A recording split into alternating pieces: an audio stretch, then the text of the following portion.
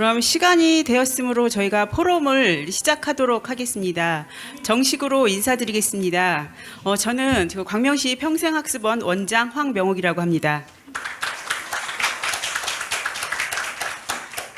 오늘 이렇게 저희 3차 평생학습 포럼에 참석해 주신 여러분들께 진심으로 감사드립니다.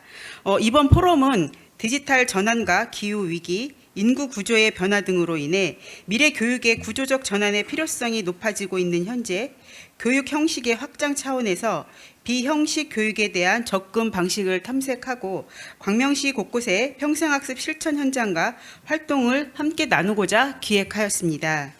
오늘 포럼은 기조 강연과 토크 콘서트 순으로 진행하도록 하겠습니다. 포럼 내용에 대한 질의응답은 패널분들의 발표 이후에 함께 진행하도록 하겠습니다. 오늘 포럼에 참석해 주신 내빈분들을 소개해 드리겠습니다. 광명시 평생학습사업소 김용진 소장님 참석해 주셨습니다.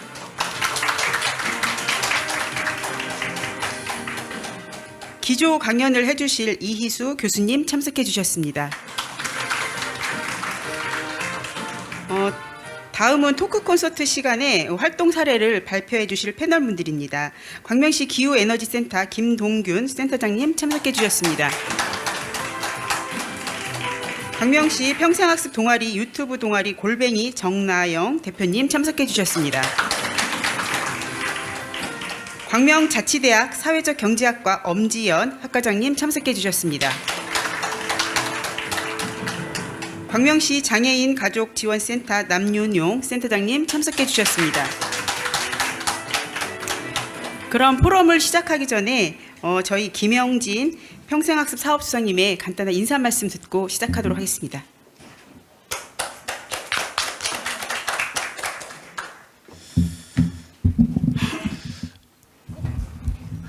인사드리겠습니다. 광명시 평생학습 사업소장 김용진입니다. 네. 바쁘신 중에 불구하고 이렇게 우리 시의 광명시 평생학습 3차 포럼에 참석해 주신 모든 분들께 감사를 드립니다. 지난 1차 포럼과 2차 포럼에서는 시장님께서 참석하셔가지고 꼭 인사 말씀을 해주셨는데 지금 시장님께서 해외 출장 중이므로 부득이하게 제가 인사 말씀으로 가름한 것을 양해해 주시기 바랍니다. 내일부터 이틀 동안 우리 시에서 제20회 평생학습 축제가 열립니다. 평생학습원과 앞마당에서 열리는데 여기 오신 분들도 내일부터 시간 되시면은 이틀 동안 평생학습 축제에 참여해서 즐겨주시기 바랍니다. 사실 오늘 평생학습 3차 포럼이 연장선상이기 때문에 이미 평생학습 축제는 진행되었다 이렇게 생각합니다. 오늘 주제와 목적을 보니까 모두를 위한 교육의 시작, 그 다음에 비형식 교육, 그리고 함께 누리는 평생학습 사회를 위한 평생학습 대전환이라고 이렇게 들었습니다. 그래서 아마 우리 중앙대 교육학과 이희수 교수님께서 기조 강연을 해주시고, 그리고 삶의 정원에서 배움을 꽃피우다라는 제목으로 패널 분들이 나오셔가지고 아마 좋은 강의를 해주실 걸로 기대합니다. 김동균 우리 광명시 기후에너지 센터장님, 그리고 남윤용 광명시 장애인 가족센터장님, 그리고 엄지연 광명자치대학 사회적경제학과 학과장님, 그리고 정나영 광명시 평생학습 동아리 골뱅이 대표님, 그죠? 예, 그래서 진행자로서는 치세희 우리 박사님께서 진행해 주실 거고 그렇습니다.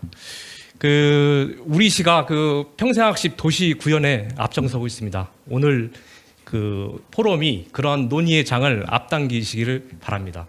부디 유익한 시간 되길 바랍니다. 감사합니다.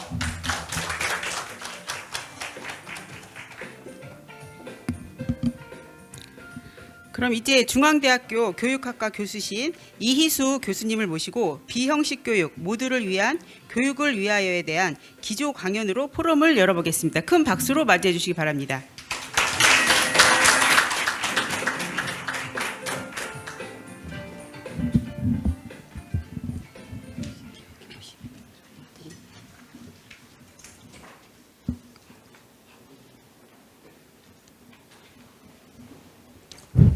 화면.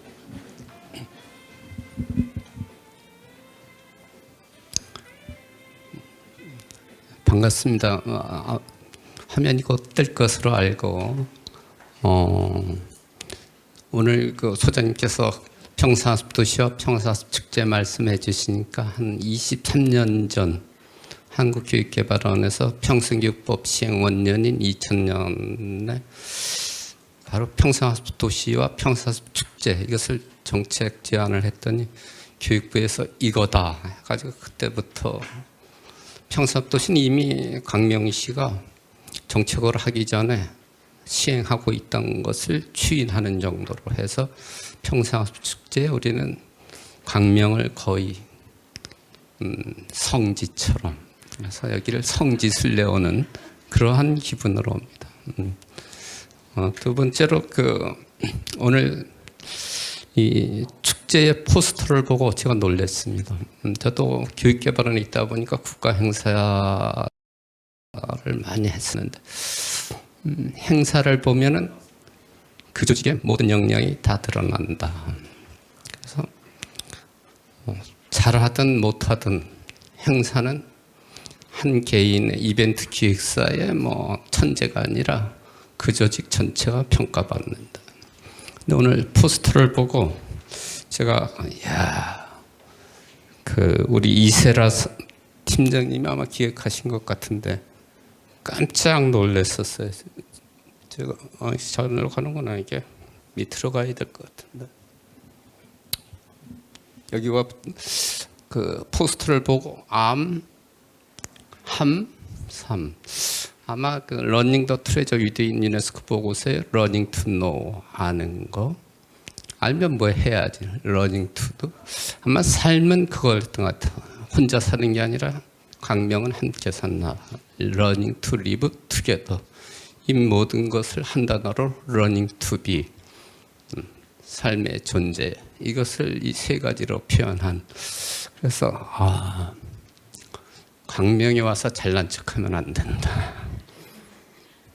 그래서 모든 게 응축되어 있는. 그래서 이거 그러면서 우리 팀장님께서 제가 사고 칠까 봐 그런지 높아지면서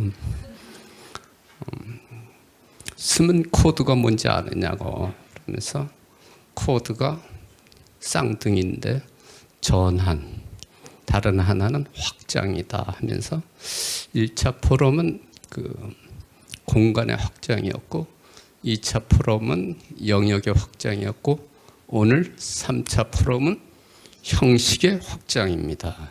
그래서 지금까지는 형식교육, 학교하면 교육, 이꼬로 교육 이렇게 등식화되어 있었는데 그것을 깨고 형식교육의 이면에 있는 큰 넓은 비형식 교육으로 확장해 주세요. 해서 역시 구력은 무시 못하겠구나 해서 오늘 이러한 주제를 한번 해보겠습니다. 제가 복음서 중에는 요한복음이 최고의 복음인 것 같아요. 존경합니다. 거기에 보면은 세속적으로 많이 이렇게 이야기합니다. 가장 중요한 것을 표현할 때는 요한복음 1장 1절로 4절 그 중에서도 1절만 보면 되면 태초에 뭐가 있었느냐는 고대 철학의 문제였던 것 같아요. 태초에 뭐가 있었느냐. 태초에 성경에서는 하나님 말씀이 있었다고 이 말씀은 곧 하나님이라는데 저것을 자본을 좋아하는 사람은 태초에 자본이 있었느니라. 이 자본은 곧 하나님이시느니라. 그래서 오죽하면은 사람도 뭐라고 그래요? 휴먼 캐피탈이라고 하고 사회도 뭐라 그래요? 소셜 캐피탈이라고 하고 문화도 좀 있어 보이게 뭐라고 한다? 컬처럴 캐피탈이라고 하더라.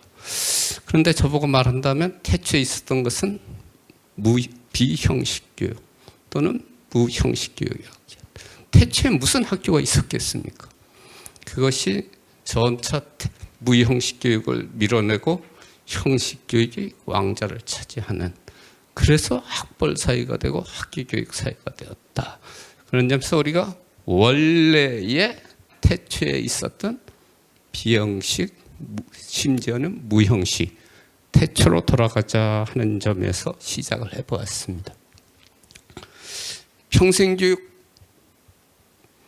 이것은 원래는 기본교육법에도 나와 있지만은 그것을 좀 더 구체한 게 평생교육법 제4조에 보면은 이념이 명확합니다. 평생교육의 이념은 모든 국민은 평생교육의 기회를 균등하게 받고 자발적 학습이고 그다음에 정치적 중립이고 결과에 대한 사회적 대우. 이것을 한마디로 말하면은 우리 시장님께서는 보편적 평생교육. 지금까지는 시혜적 평생교육이었던 것 같아요. 시혜적이고 보편보다는 보완적 평생교육이고 조금 더 나가면 보상적 평생교육이었던 것. 들어오다 보니까 돈 나눠준다고 강명하면은 그 바우처가 지금 최고야. 그냥 탁 떠오르더라고요. 버스에서도 봤습니다. 그래서 강명으로 가야. 그게 바로 보편적 평생교육. 그것을 시장님께서 하시는 이유는 학습이 시민을 바꾸고 더 나은 사회 건설을 위해 사회를 바꾸고 이 가장 중요한 이념인 지속 가능한 사회를 열기 때문이다 하는 학습의 가능성. 그 학습이 학교 교육만을 말하지는 않는다 하는 것입니다. 그래서 모든 우리 여기에는 지금 제 제자분들이 꽤 여러 분 있어요. 그래서 제가 좀 떨려요. 그 중에서도 목사님이 계세요.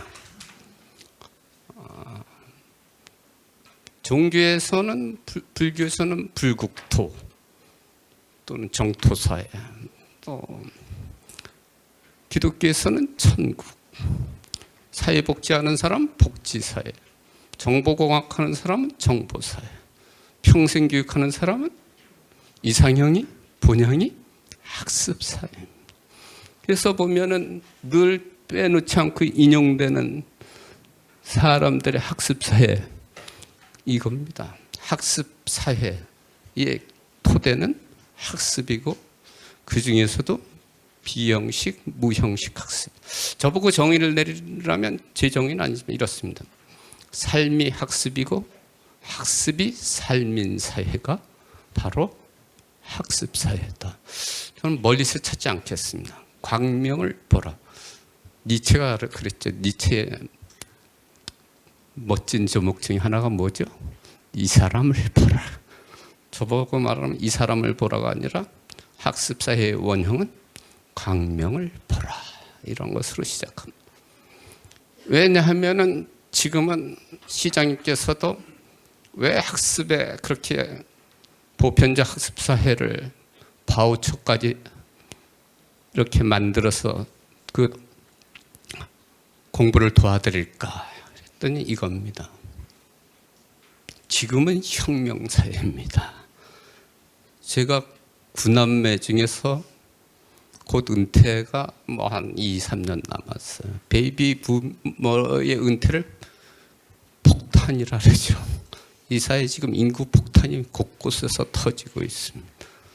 두 번째는 성인 교육에 대한 인식. 이제는 아동 교육보다는 우리 동작구, 제가 사는 동작구에서도 학생 운동에 하기가 어려울 정도로 학생이 줄어들어요. 그래서 2, 3개교가 연합 그 운동회를 열어야 할 정도로. 그래서 지금은 아동 교육보다는 성인 교육이 더 중시되는 사회혁명의 시대고 디지털 이러한 기술혁명.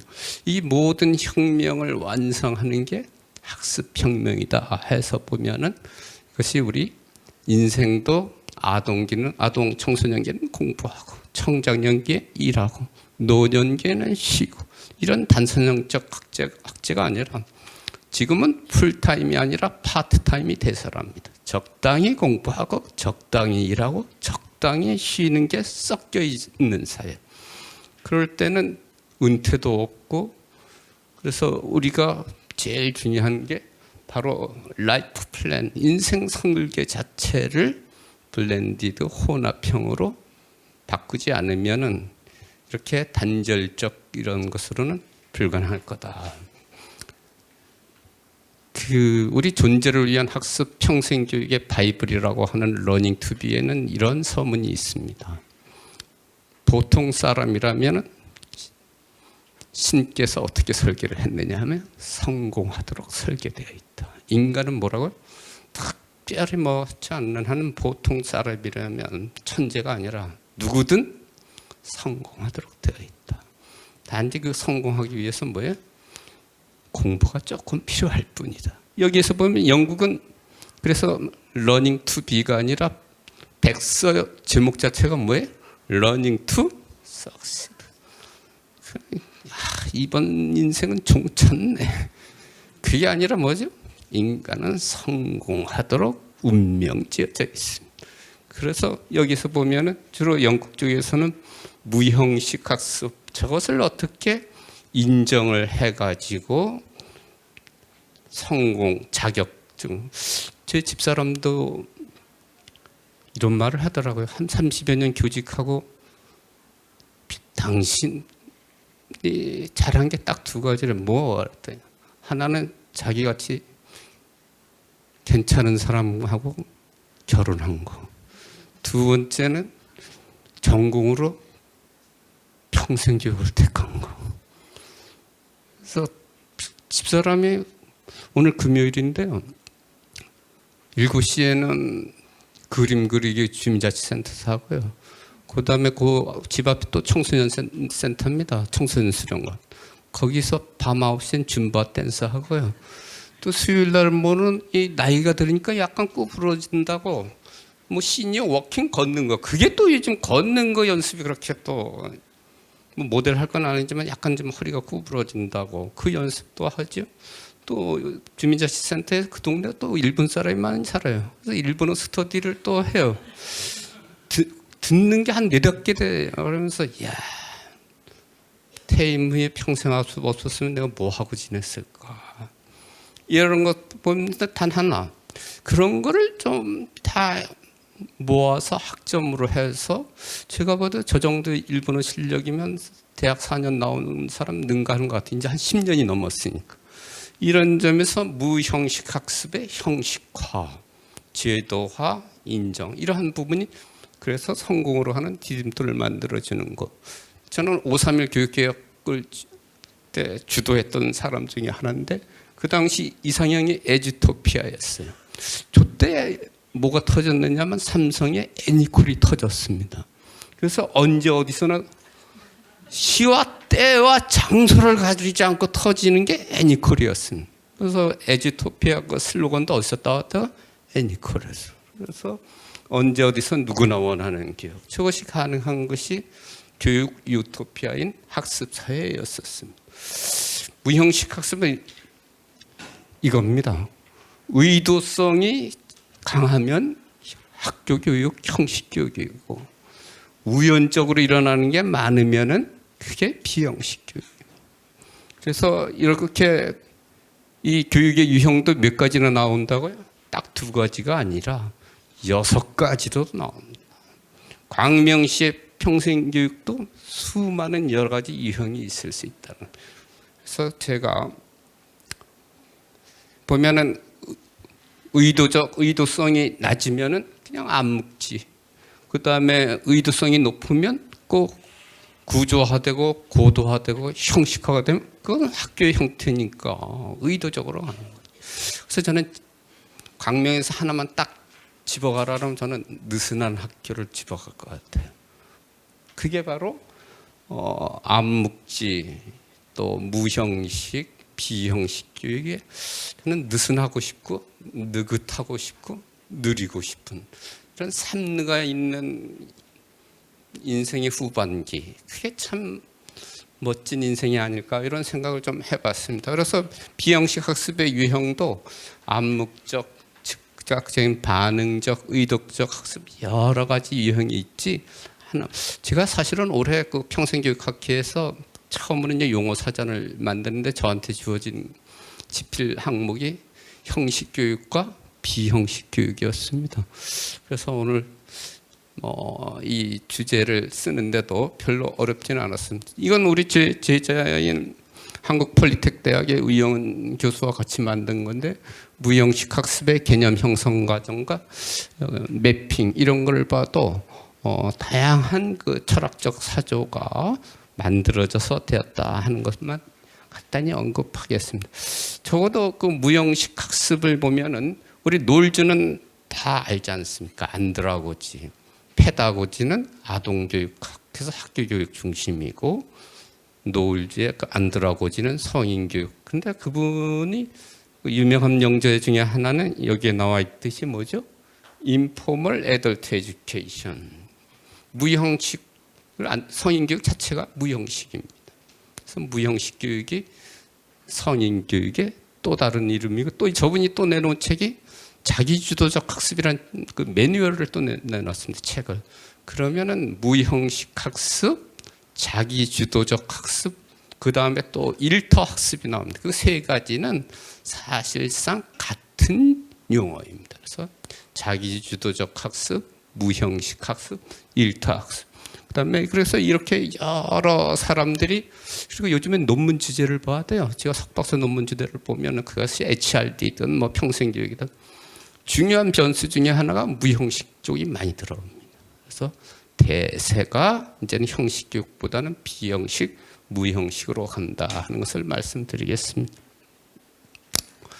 이 그 롱어스와 데이비스 선생은 누구나 다 아는 평생학습 도시의 영국의 그 전도사입니다. 평생학습 축제, 평생학습 도시.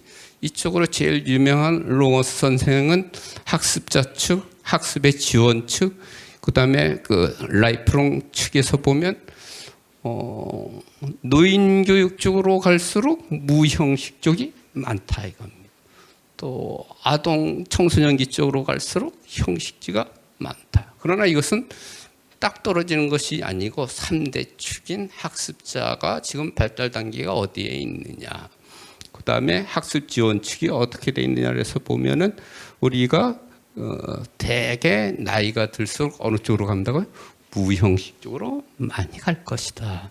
그래서 저는 이 정도의 차이지 이것이 이분법적으로 딱 떨어지는 것은 아니다라는 것으로, 우리가 그 늘 이야기하는 10십자 있잖아요. 평생교육의 양대 원리, 수직적, 요람에서 무덤까지 수직적 통합, 가정교육, 지역사회교육, 학교교육, 수평적 통합. 그래서 수직적 통합은 라이프롱이라고 했고, 수평적 통합은 라이프 와이드. 그래서 요즘은 롱보다는 와이드가 더 유행인 세상. 그것이 이제는 형식 교육을 넘어서 비형식 교육으로의 영역 확대입니다.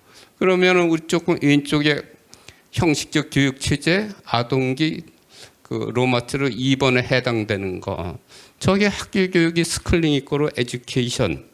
저게 전부인 것처럼 지금까지 했잖아요. 그것이 아니라 우리도 이제는 인생 사계절. 우리는 한철 장사인 것 같아요, 교육이.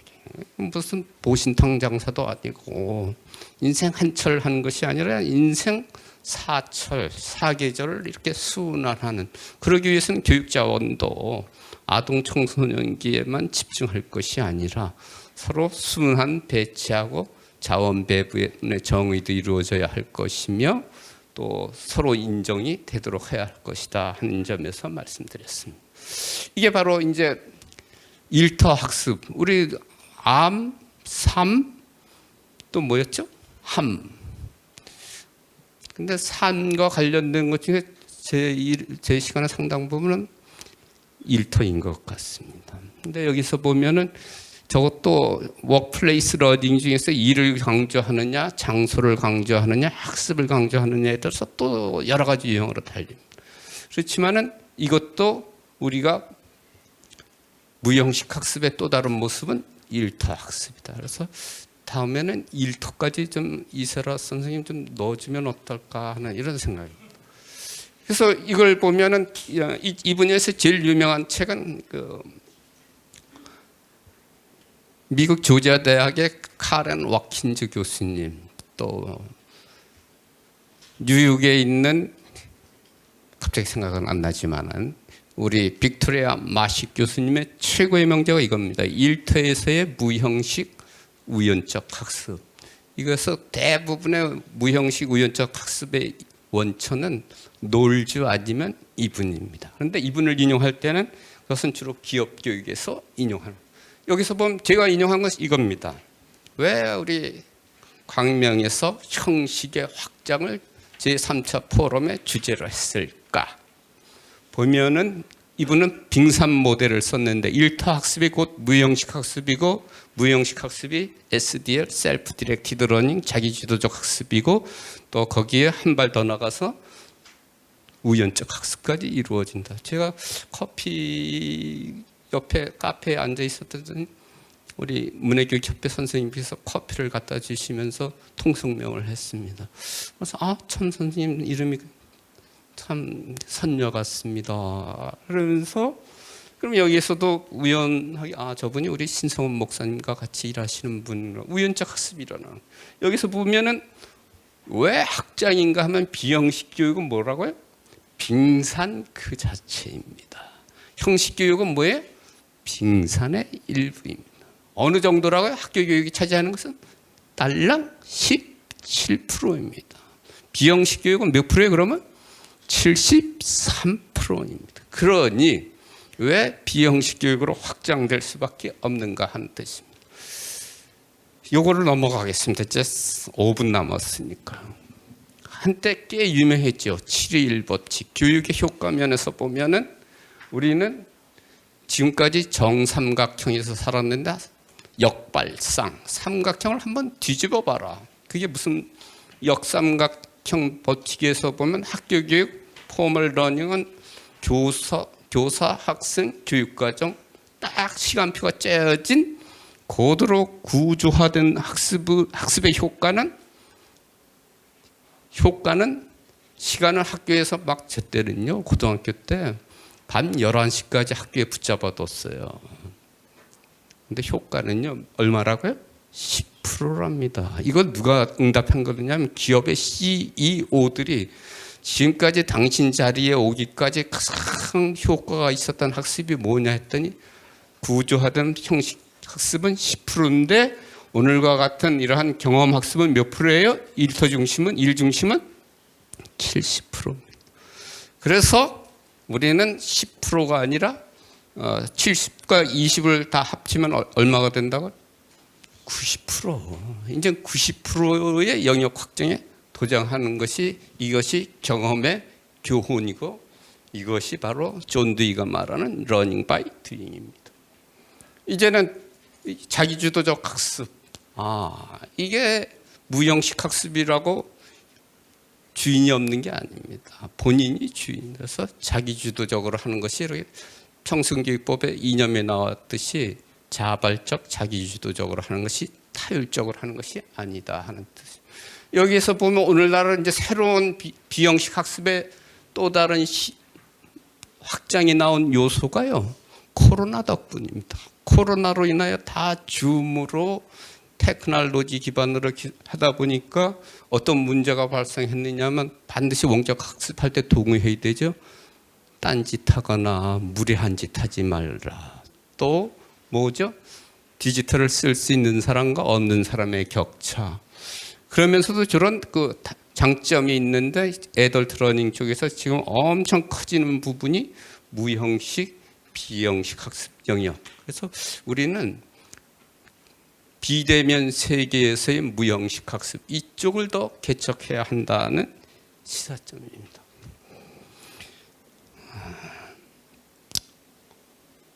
여기도 이제 넘어가겠습니다. 또 넘어가고 대부분 우리가 공부 많이 할 것 같죠? 성인 생활 24시 통계청에서 오념주기를 하는데 보면은 대개 평균 24분. 24분은 그냥 한 3분 정도랍니다. 그래서 여러분들은 공부를 1시간 이상 하면 그것은 어브노멀한 겁니다. 그래서 이 부분도 통계로 보면 우리가 이제 무형식 학습 사례 중에서 제가 어디 심사를 하다 보니까 강주 서구 거긴 대학이 없었습니다. 그러니까 동사무소를 다 연결해서 아마 제가 보니까 아마 코메니우스의 우리 각자는 또 다른 사람의 가장 큰 학교입니다. 그 컨셉을 갖다가 대학이 없으니까 동사무소를 연결해서 세군대가 뭐냐 했더니 세상에서 가장 큰 대학 이러한 컨셉으로 하는 거. 이것도 결국은 무형식 학습일 거다.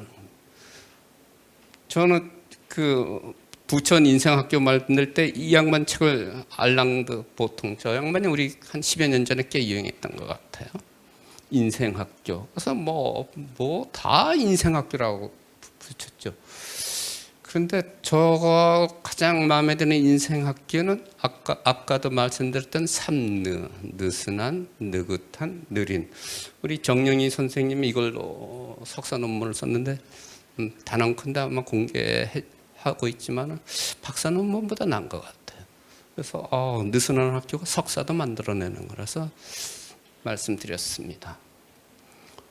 요즘 가장 잘 나가는 ATD 컨퍼런스에 우리 송정민 저는 가보진 못했습니다. 여기 슈넷에서 송정민 소장님께서 컨퍼런스에서 인용한 것을 보면 이제는 일터 학습이란 말을 잘 안 쓴다.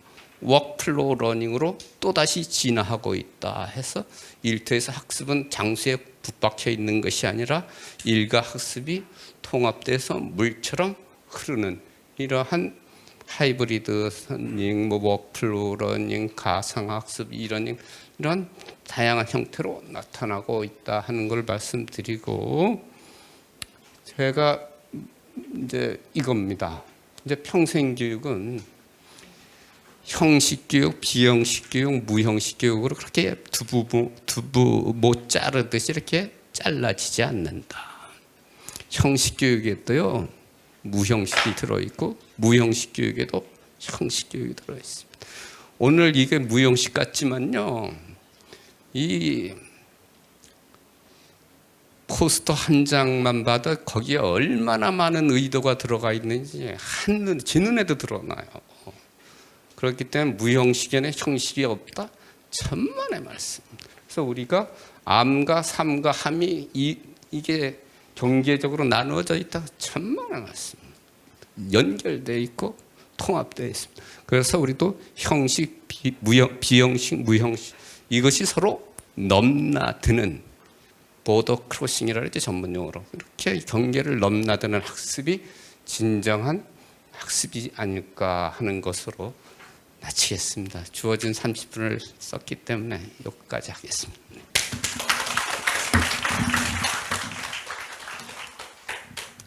평생 동안 언제나 필요한 학습을 받을 수 있는 학습 사회로 나가기 위한 동력인 그 비형식 평생학습에 대해서 다양한 논점에 대해서 말씀해 주신 최희수 교수님께 다시 한번 죄송합니다. 이희수 죄송합니다. 큰 박수 부탁드리겠습니다. 그러면 잠시 저희가 그 2부 토크 콘서트를 위해서 잠시 자리를 정돈하겠습니다. 그동안 동영상 한 편 보시겠습니다.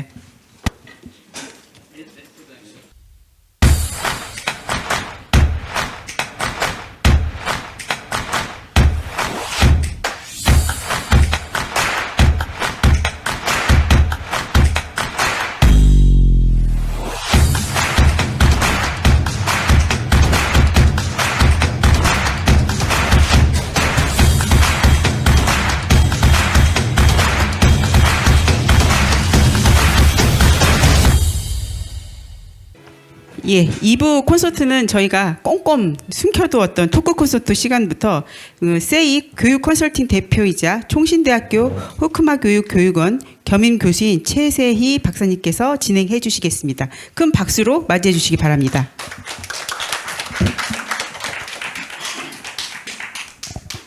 안녕하세요. 방금 소개받은 토크 콘서트 진행을 맡은 최세희라고 합니다. 앉아서 진행하도록 하겠습니다. 네, 박수 보내주셔서 감사합니다. 방금 우리 기조 강연을 끝내신 이희수 교수님의 말씀 너무나도 적극적으로 공감하면서 너무 잘 들었고요. 우리가 하루에 학습하는 시간이 24분밖에 되지 않는다라고 했는데 오늘의 교육 시간이 3시간인 걸로 생각하면 수학 되십니까? 며칠 공부하신 겁니까 오늘? 3시간만 앉아 있어도 2주가량의 공부를 이미 하신 거기 때문에 2주는 쉬어도 될 것 같습니다. 좋은 내용으로 기조 강연해 주시는 우리 이희수 교수님 자리에 모셨거든요. 다시 한번 큰 박수 부탁드리겠습니다. 감사합니다. 이제 광명 곳곳에서 다양한 평생학습의 영역에서 확장을 하고 계시는 다양한 전문가 패널들을 모시고 실천 중심 프로그램과 자발적 학습, 평생 직업 교육 등 세 분야로 나누어서 광명의 활동 사례들을 나누어 보려고 합니다. 광명 곳곳의 학습 현장의 사례들을 나누어 주실 때 여러분들께서 깊이 공감하시고 혹시 질문 사항이 있으시다면 벽면에 QR로 여러분들의 질문을 담으실 수 있는 자료가 안내되어 있으니 중간중간 자료를 인식해 주시면 감사하겠습니다. 그러면 먼저 앞서서 소개를 제가 해드리려고 했는데 이미 앞에서 진행하신 우리 소장님께서 말씀을 해주셨기 때문에 한 분 한 분 소개는 안 드리고요. 가장 먼저 광명시 기후에너지센터 김동균 센터장님부터 준비하신 자료를 들어보는 시간을 갖도록 하겠습니다. 큰 박수로 부탁드리겠습니다. 네, 반갑습니다. 광명시 기후에너지센터에서 센터장으로 일을 하고 있습니다. 김동균이라고 합니다. 저 처음에 이제 평생학습원을 통해서 이렇게 얘기를 좀 해달라고 말씀을 전해 들었을 때, 그리고 아까 그 교수님 말씀하셨을 때도 이렇게 말씀을 하셨었지만 이 포스터를 딱 보고 조금 느낀 게 좀 있었어요. 그래서 이제 제 개인적인 생각으로는 이게 뭐 발음이 좀 어렵습니다. 삼 이렇게 미음으로 끝나는데 이제 암이라고 하는 것은 이제 배우고 그 다음에 평생 동안 실천하자 뭐 이렇게 이제 받아들였거든요. 그래서 이제 저희 기후에너지 센터에서 하고 있는 이제 교육 사업이라든지 이런 거하고 조금 맞닿아 있다. 이제 기후 변화가 이제 심각하다는 얘기들은 이제 뭐 저희가 피부로 느끼고 있고 또 이제 방송을 통해서도 많이 접하고 있고, 불과 한 10여 년 전에는 뭐 활동가들이나 전문가들이 경고하고 위험하다 이렇게 얘기를 해왔었지만 실질적으로 시민들이나 국민들이 이렇게 받아들이는 체감은 그렇게 뭐 받아들이진 않았었거든요. 근데 지금은 이 기후변화에 대한 얘기들을 모든 시민들이 하고 있고, 특히나 이제 광명에서는 시장님을 비롯한 행정에서 탄소 중립에 대한 얘기들을 많이 하고 있습니다. 평생학습에 대한 얘기도 많이 하고 있지만 탄소 중립도 얘기를 많이 하고 있습니다. 그 이유는 이제 일단은 모든 시민들이 이 내용을 좀 알고 이제 직접 실천을 해야 되는 사안들이거든요. 그리고 이제 그 실천을 통해서 또 사회가 이제 변해서 지구의 어떤 위기를 극복할 수 있는 그런 상황들이라 약간 배우고 평생 동안 실천하는 이런 내용들이 약간 맞닿아 있다 이런 생각을 좀 해왔었습니다. 저희 기후에너지 센터는 2020년도에 시작을 했습니다. 다른 지자체에서 뭐 하기 전에 광명에서 선제적으로 이제 기후에너지 과를 만들고 그다음에 센터도 설립을 해서 지금까지 3년 넘게 지금 4년째 활동을 하고 있는데, 저희는 이제 애초에 이제 기후에너지 센터는 이제 시민 거버넌스의 역할을 하려고 이제 처음에 만들었고요. 그 과정 중에 이제 시민들의 교육을 지원하고 교육 탄소 중립 관련된 교육들을 진행하는 그런 일들을 하고 있습니다. 뭐 신재생 에너지 보급 사업도 하고 있고요. 뭐 협동조합 지원 사업, 뭐 여러 가지 일들을 하고 있는데 오늘은 이제 교육 쪽에서만 얘기를 좀 해보면요. 저희가 이제 2020년도에 시작을 하면서 기후 강사 양성을 했습니다. 교육을 통해서 양성을 하고 그분들이 이제 소정의 이제 교육 과정을 거치고 그다음에 이제 강사로서 활동을 하게 됩니다. 그래서 이제 2021년부터 본격적으로 활동을 하면서 코로나 시국이기도 했지만 작년 기준으로 보면은 이제 비에너지 학교는 저희가 초등학교, 중학교, 고등학교, 그다음에 유치원도 뭐 필요에 의해서 요청이 있으면은 저희가 지원을 나갑니다. 강사를 파견해서 강의를 하고 체험 교육도 하고 이런 형태로 진행을 하는데, 비에너지 학교는 작년 기준에서 1,135회 15,000명 정도의 학생들을 대상으로 강의를 진행을 했습니다. 이 부분은 좀 의미가 있는 게요. 학교에서 이제 수요가 요청이 옵니다. 예전에는 이제 저도 오랫동안 활동을 하면서 학교에도 이제 강의도 나가보고 했지만 그때는 좀 꺼려 했었어요, 선생님들이. 외부에서 이렇게 학교에 진입을 해서 강의를 한다는 게 상당히 꺼려지기도 하고 이제 이상한 시선으로 보기도 하고 했는데 지금 학교에서 요청이 옵니다. 저희한테 요청이 와서 직접 아이들을 좀 가르쳐 달라라고 요청이 오고 이제 그런 이제 비에너지 학교를 진행하는데 1,135회 15,000명의 학생들이 수업을 받았다라는 말씀을 드리고 또 이제 일반 시민들을 대상으로는 찾아가는 시민교육이라는 프로그램이 있습니다. 이 부분도 작년 기준으로 해서 320회 정도 한 2,500여 명의 시민분들이 교육을 또 받았습니다. 이제 이게 점점 확대될 거고요. 그리고 2020년도에 이제 처음에 이제 수료했던 강사분들이 그 처음에 교육 받았던 그 내용 가지고만 계속 강의를 하느냐 그렇지 않습니다. 매년 교육을 받고 또 역량 강화 교육을 계속 진행을 하고 있습니다. 그래서 이제 본인들끼리도 이제 그런 교육 내용에 대해서 강의 토의를 하고 매주 목요일 날 만나서 그 얘기들을 하고 있고요. 그래서 이제 그분들이 나가서 또 강의를 하게 되고 또 강의를 받은 또 사람들 중에서도 또 이제 활동가로 활동하고 싶은 또 활동하게 되고 그런 선순환 구조로 지금 진행이 되고 있다는 말씀을 좀 드리고요. 저희가 또 특이한 부분이 이제 좀 넷제로 카페라는 게 있습니다.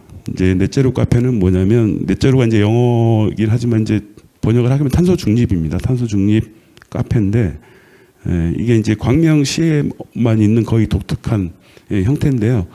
애초에 2020년도에 이제 대전시 대덕구에서 이걸 시작을 했는데 저희가 벤치마킹을 가서 이거 우리 지역에 접목시켜 보면 좋겠다라고 해서 이제 샵인샵 형태인데요. 카페에서 교육을 하는 겁니다. 카페에서 그러니까 카페가 이제 우리가 삶이 그러니까 집 주변에 이제 인접해 있는 카페들을 이제 교육장으로 활용을 하는 거고 거기에 이제 카페에 활동을 하시는 이제 주인이라든지 이런 분들이 교육을 받고 그분들이 강사 역할을 하는 거죠.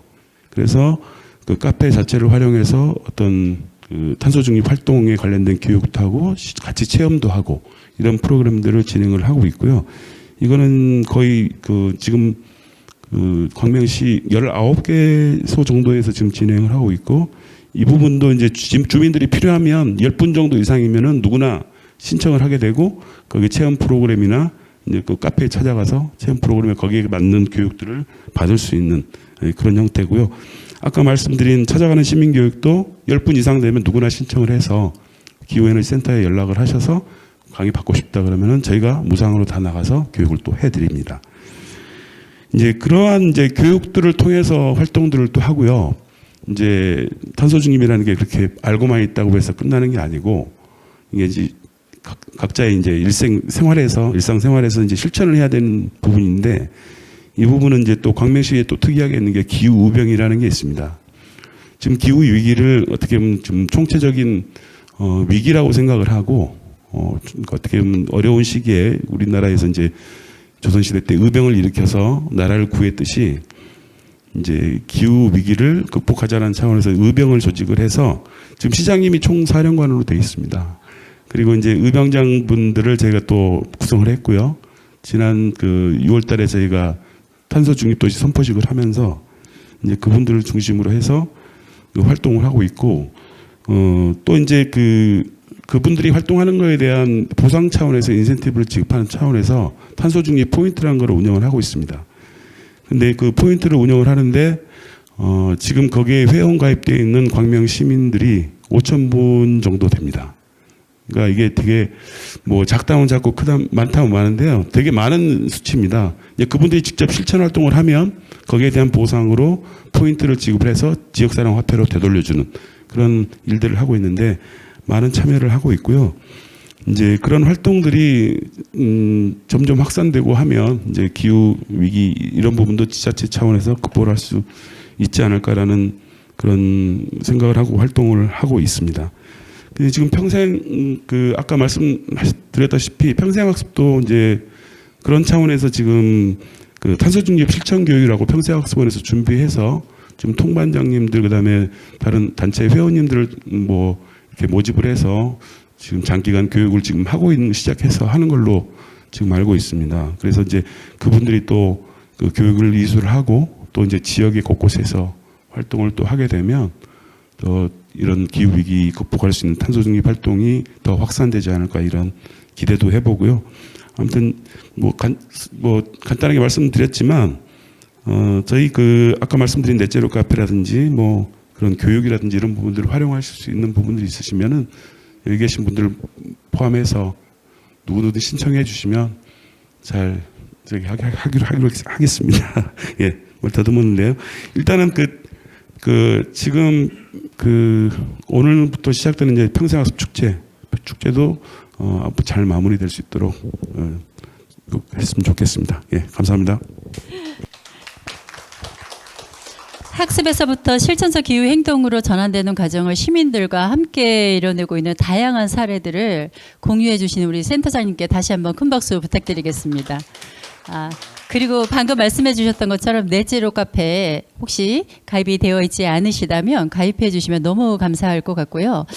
지금 강명시에 5,000분밖에 안 계시다고 하는데 이 의병들이 들고 일어나면 우리 나라가 바뀔 것 같고요. 우리 나라가 바뀌면 광명이라고 하는 작은 도시로 인해서 우리 나라가 바뀌고 전 세계가 바뀌지 않을까라는 생각을 하면서 그 선봉장에 계시는 다양한 학습 활동가들에게 많은 관심과 큰 박수를 보내주시면 더욱더 감사하겠습니다. 다시 한번 감사드립니다. 센터장님. 네, 다음은 우리 두 번째로 평생학습의 꽃이라고 하죠. 우리 학습 동아리 너무 잘 알고 있는 학습 동아리, 평생학습 동아리 활동에서부터 평생학습 활동가로 그리고 강사로 활동의 범위를 점점 넓혀가고 계시는 광명시 평생학습 동아리 좀 길더라고요. 유튜브 동아리 골뱅이 정라영 대표님께서 발표해 주시겠습니다. 큰 박수 부탁드리겠습니다. 네, 안녕하세요. 방금 소개받은 정라영이라고 합니다. 예, 제가 소속된 동아리 이름이 좀 특이합니다. 그래서 학습원에서도 모두 다 알고 계십니다. 유튜브 동아리 골뱅이 해서 약어로 유동골뱅이라고 합니다. 네, 네, 네. 네, 저희 동아리는 2021년에 광명시 여성비전센터에서 시작이 됐습니다. 그래서 유튜브 영상 제작자 과정이었고요. 신중년 사회공헌 일자리 지원 교육이었는데 한 80시간 정도 교육을 받았습니다. 그때가 코로나 시기였는데 뭐 대면 하다가 비대면 하고 하여튼 80시간 교육을 받았는데 유튜브 영상 제작이잖아요. 그래서 이제 교육을 마치고 나면 뭔가 영상도 잘 만들고 유튜브를 혼자 잘 할 수 있어야 되는데 나이가 신중년이다 보니까 다들 어떻게 해야 될지 안 하게 될 것 같다는 그런 걱정이 많았습니다. 예, 그래서 제가 이제 그 평생학습원에 동아리가 있다는 걸 알고만 있었거든요. 활동을 하지 않았기 때문에. 그래서 동아리 하면 어떻겠느냐 이제 의견을 냈는데 다들 호응하셔서 동아리를 만들게 됐습니다. 그래서 그간 신입회원도 들어오시기도 하고 또 나가시기도 하고 그래서 만 2년이 지났습니다. 예, 저희가 유튜브 동아리인 만큼 동아리에서는 영상 제작 능력 향상을 위한 학습을 꾸준히 하고 있습니다. 그래서 그 동아리 회원들은 각자 개인의 유튜브 채널을 운영하고 있고 저도 광명하다라는 그런 유튜브 채널을 운영하고 있습니다. 그래서 저희가 동아리를 만들지 않았다면 동아리 활동을 하지 않았다면 저도 그렇고 회원들도 그렇고 거의 안 했을 거라고 생각이 됩니다. 예. 그래서 이제 저희 동아리는 일주일에 한 번 동아리 모임을 하고 있습니다. 그래서 제가 대표로서 학습을 이끌어가고 있고요. 근데 솔직히 제가 원래 무슨 영상 제작하던 방송국 출신도 아니고, 그래서 촬영이나 뭐 기획이나 연출이나 그런 걸 할 수 있는 사람은 아니거든요. 그래서 학습은 제가 하고 있지만 뭔가 부족한 면이 있었고, 또 그런데 광명시에서는 그런 학습 동아리 지원 사업이 있습니다. 그래서 작년하고 올해 공모 사업에 신청하고 선정되어서 각 분야의 전문가들을 모시고 역량 강화 교육을 진행하고 있습니다. 예, 그리고 이제 저희가 동아리 활동이 2년이라고 그랬잖아요. 1년, 2년 공부하면 거의 도달하거든요. 공부할 게 없습니다. 많지 않습니다. 그래서 이제 저희가 언제까지 공부만 할 것인가 이제 그런 문제를 자각을 하게 된 거죠. 그래서 우리가 배우기만 할 게 아니라 뭔가 배움을 나눠야 되지 않겠느냐. 저도 가르칠 것이 많지 않고요. 다 가르쳤기 때문에. 그래서 뭔가 강사반을 운영해서 강사가 뭐 금방 되는 건 아니지 않습니까? 그래서 강사반을 운영해서 준비하고 있습니다. 아직은 걸음마 단계이고요. 예, 그러던 중에 우리 평생학습원에 스마트한 디지털 교실 활동가로 저희 동아리에서 두 분이 활동 중에 있습니다. 그것은 이제 그분들이 우리 유튜브 동아리다 보니까 폰으로 편집을 하거든요. 핸드폰으로. 그러다 보면 거기서 디지털 관련 운용에 대한 걸 많이 좀 알고 있기 때문에 그런 지식과 또 본인들이 또 학습을 해서 그런 재능을 나눔하고 있습니다. 제가 여러 가지 활동을 하고 있는데 제가 평소에 자주 하는 말이 있습니다. 선택하지 않으면 아무 일 일어나지 않는다는 거죠. 네. 제가 처음 영상 제작 과정 교육을 받아야 되겠다. 그런 선택을 했고, 아, 나도 유튜브 크리에이터가 돼야 되겠다. 그런 선택을 했던 거고, 또 그 다음에는 동아리 결성도 선택이었던 거죠. 그리고 이제 처음 영상 제작 과정 교육 제안을 받았거든요. 강의 제안을 받았거든요. 아시다시피 네가 방송국 출신도 아니고 평소에 하던 사람이 아니기 때문에 못한다고 할 수도 있었지만 물론 바로 오케이 했습니다. 그래서 밤새워 준비를 해서 처음 강의 한 데가 가평의 한석봉 도서관이었고요. 줌으로 비대면으로 첫 강의를 했었고 그 이후로는 여성 비전센터 또 뭐 연소도서관 등에서 강의를 진행해 왔습니다. 그리고 우리 평생학습 그 프로그램 중에 가가호라는 프로그램이 있습니다. 그게 뭐냐면 배움을 나누는 우수학습 동아리가 나가는 게 가가호 학습이에요. 그래서 이제 저희 동아리에서도 그런 걸 하지 않겠느냐 그런 제안을 받았습니다. 그래서 처음에는 좀 망설이기도 했습니다. 바쁘기도 하고 시간을 또 일부러 내야 되는데 근데 그렇게 망설였지만 뭔가 배움과 나눔의 공동체 동아리로서 뭔가 새로운 도전을 하기 위해서 참여하게 됐습니다. 그래서 그런 좋은 뜻을 했지만 하여튼 그 소아동에 위치한 희망 작은 도서관에서 6차시에 거쳐서 강의를 했는데 그 가니까 우리 보통 학습원에는 연령대가 아무래도 40대보다는 50대, 60대, 70대 그렇거든요.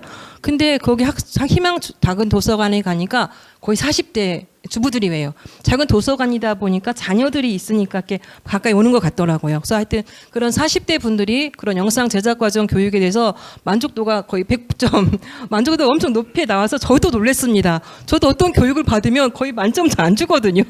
하나 정도는 이거 좀 그런데 하여튼 그래도 놀랬고요. 또 그것보다 저도 그분들이 원하는 학습을 가까운 곳에 가서 강의를 했다는 거.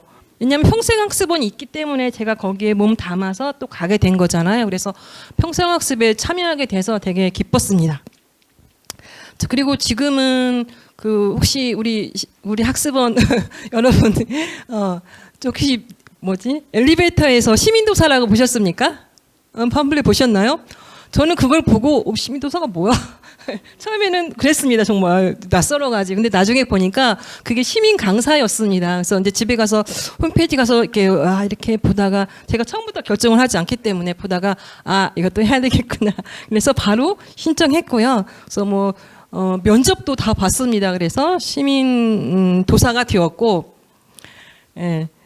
시민 강사인데 시민 강사로서 저의 내공을 다른 시민과 나누는 활동을 지금 하고 있습니다. 예. 그래서 저희가 솔직히 전국적으로 유명한 명강사는 아닙니다. 예, 명강사는 아니지만 그분들의 눈높이에 맞게 특히 영상 제작 같은 경우는 우리 그 신중년이나 40대, 50대들 다 수요가 많습니다. 예, 그래서 하여튼 그분들이 어차피 초보자거든요, 그분들은. 그래서 엄청 제가 기량을 갖고 있지 않더라도 하여튼 그 초보자들의 눈높이에 맞게 친근하게 공감하면서 즐겁게 웃으면서 강의를 진행하고 있습니다, 지금. 네. 그리고 저희 2년 동안의 동아리 활동을 뒤돌아보면 평생학습 교육을 통해서 제가 영상 제작 교육을 받았거든요. 학습을 받았고 그냥 거기서 끝나는 게 아니라 뭔가 더 넓게 깊게 공부하고 익히면서 영역을 확장하고 강사로서 강의까지 하게 되었고 그로 인해서 저와 동아리가 많은 성장을 할 수 있었습니다. 근데 진짜 그것은 제가 학습원이 아니었다면 뭔가 마음껏 펼칠 수 있는 동아리 모임도 할 수 있고 어떤 프로그램에 참여할 수 있는 평생학습원이라는 장이 있었기 때문에 가능한 것이라는 생각이 듭니다. 네. 그리고 또 앞으로도 또 새로운 도전을 위해서 준비하고 있습니다. 예. 왜냐하면 제가 영상 제작 쪽에 그나마 조금 관심을 가지고 좋아하면서 재능이 있다고 보는데 그것으로 제가 개인 유튜브 채널을 운영하는 데서 끝나지 않고 뭔가 영리 활동을 통해서 사회 문제를 해결하고 가치를 창출하는 것을 생각이 이르렀어요. 그래서 작년에는 자치대학의 사회적 경제학과에 수료를 했고, 그래서 올해는 이제 사회적 경제센터가 또 있거든요. 광명에는 거기에 기초과정, 심화과정 교육을 받으면서 아직 속도는 나지 않고 있지만 관심을 가지고 준비하고 있습니다. 네, 하여튼 그런 동아리 학습과 그런 회원들의 개인 채널을 2년 동안 운영했거든요. 그래서 저도 그렇고 회원들도 그렇고 영상이 차곡차곡 쌓이고 있습니다. 쌓이는 동안 회원들의 내공도 쌓이고 있고요. 그래서 이번에 우리 광명시에서는 광명시민 유튜브 기자단이 발족을 했습니다. 지금 시범 기간인데 저희 동아리에서 5분이 거기에 선발되어서 활동을 시작했습니다. 그래서 제 거랑 또 2분 것이 지금 영상 업로드 됐으니까 광명시 유튜브 한번 들어가 보십시오. 예, 하여튼 활동을 시작했는데 우리의 그런 광명시 유튜브니까 광명시의 그런 정책 또 광명시를 잘 홍보할 수 있기 위해서는 개인 관점에서 하던 정도로 하면 안 됩니다. 좀 더 노력과 정성을 들이고 또 그게 혼자 하는 거 아니기 때문에 과정도 좀 복잡하더라고요. 그래서 과정이 복잡하고 어려운데도 불구하고 우리 회원들이 모두 열심히 노력하고 있습니다. 네. 그리고 제가 이건 의외로 아까 이희수 교수님께서 형식, 무형식, 비형식 말씀하셨잖아요. 그래서 정말 그렇구나. 마지막에 말씀하신 게 형식만도, 무형식만도, 비형식만도 아니라고 말씀하셨잖아요. 저도 그렇게 생각하거든요. 어쩌면 제가 형식에 의해서 처음 교육을 받았죠. 신중력 그런 교육을 받았는데 동아리에서는 자발적으로 비형식으로, 무형식으로 저희들 마음대로 예, 그렇게 교육을 했고 또 교육을 해서 성장하고 영역이 확장되다 보니까 또 평생학습을 하고 시민도서나 뭐 가가오 프로그램 다시 형식으로 들어갔고 또 그분들한테는 또 이제 하여튼 그래서 형식, 비형식, 경계가 있는 게 아니라 모두 합해진 게 또 평생학습이 아닌가 생각이 듭니다. 이상입니다. 절로 박수가 나오는 것 같습니다. 개인의 작은 선택이 이렇게 큰 사회를 변화시키는 영향력을 발휘하신 우리 대표님께 다시 한번 큰 박수 부탁드리겠습니다. 나는 명강사가 아닌데요 라고 말씀하셨는데요. 예, 명강사 할 때 명자가 한자로 3가지 의미가 있습니다. 저희가 늘 강의 때 하는 이야기인데요. 주로 우리가 명강사라고 하면 이름이 많이 알려진 강사님들을 생각하시죠? 아마 떠올리신 첫 분들이 계실 거예요. 주로 매스컴에 많이 나오는 분들 떠올리셨나요? 아니면 이희수 교수님을 떠올리셨나요? 여러분들은 이름이 성함이 많이 알려진 강사를 명강사라고 합니다. 명자의 2번째 의미는 밝을 명자가 있습니다. 우리는 다양한 방면에서 다양한 영역에서 우리가 전하는 이야기들이 그들의 마음이 밝아지기를 원하는 마음에서 전달을 하죠. 이러한 강사를 명강사라고 합니다. 3번째 명강사가 진정한 우리 유동골뱅이 대표님이시지 않은가라는 생각이 드는데요. 네, 울명자가 있습니다. 네, 결국은 학습자가 스스로 학습의 의미를 깨달아서 내가 하고자 하는 의욕을 불러일으키는 것, 이것이 진정한 명강사가 아닐까라는 생각이 드는데요. 그 일선에서 실천하고 계시는 우리 대표님의 이야기를 들을 수 있어서 오늘 너무나도 소중한 시간이 된 것 같습니다. 여러분들도 각자의 생활 속에서 우연하게 다가오는 기회는 곧 내가 준비해왔던 것들이 확장되어지는 시간이라고 생각하시고 모든 것은 다 우연인 것 같지만 우연인 것은 하나도 없는 것 같습니다. 이러한 기회를 통해서 여러분들의 삶이 변화되는 시간이 되시기를 바라겠습니다. 다음으로 우리 대표님께서 또 한 번 거론을 하셨거든요. 이렇게 공부를 하다 보니까 이곳까지 나가게 되셨어요 라고 얘기를 하셨는데 다음은 교육과 실천적 활동을 통해서 사회적 경제의 씨앗을 틔우고 계시는 광명자치대학 사회적 경제학과 엄지연 학과장님께서 다양한 사례들을 발표해 주시겠습니다. 큰 박수로 맞이해 주시기 바랍니다. 네, 안녕하세요. 엄지연이라고 합니다. 앞에 너무 말씀을 잘하셔서 제가 계속 떨리고 긴장이 돼서 물을 2번이나 마셨는데요. 저도 명강사가 돼보고 싶습니다. 네. 예. 저는 사회적 경제에 어떻게 발을 들여놨냐면요. 처음에는 숲해설을 했었습니다. 생태교사부터 시작을 해서요. 숲해설을 하다 보니까 혼자서는 좀 어렵더라고요. 그래서 함께 하고자 숲해설가들이 모여서 협동조합을 만들었습니다. 그 협동조합이 저에게는 사회적 경제로 첫 발을 내딛게 해줬고요. 코로나로 인해서 그 숲해설가 협동조합이 문을 닫았습니다. 네. 왜냐면 외부 활동이다 보니 활동이 전면적으로 다 중단이 돼서 그런 와중에 제가 협동조합으로 관계를 맺었던 분들이 그러면 사회적 경제에 대해서 한번 알아보는 건 어때? 라고 하셔서 사회적 경제 활동가를 시작하게 됐습니다. 그 활동가가 연이 돼서 지금은 사회적 경제 학과, 자치대학의 학과를 맡고 있고요. 제가 뭐 뛰어나다거나 출중해서 맡은 건 아닌 것 같습니다. 하지만 경험이 있기 때문에 그 경험을 나눌 수 있다는 걸 좀 높이 사주시지 않았나 생각을 합니다. 오늘 이 자리를 제가 제안받으면서 평생학습과 사회적 경제 어떤 관계가 있을까 한번 고민을 해봤습니다. 해봤더니 광명에는요 평생학습으로 센터에서는 활동가 과정을 하고 있는 것 같고요. 그 다음에 평생학습원에서는 지금 말씀드린 자치대학교의 사회적 경제 학과가 있는 것 같아요. 그래서 그 두 곳의 공통점을 제가 곰곰이 한번 생각해봤습니다. 그랬더니 이곳은 사람들에게 사회적 경제라는 숲을 보여주고 그 속에 어떤 나무가 있는지 나무를 알려주고 숲하고 나무를 알았으면 그다음 뭘 해야 될까요?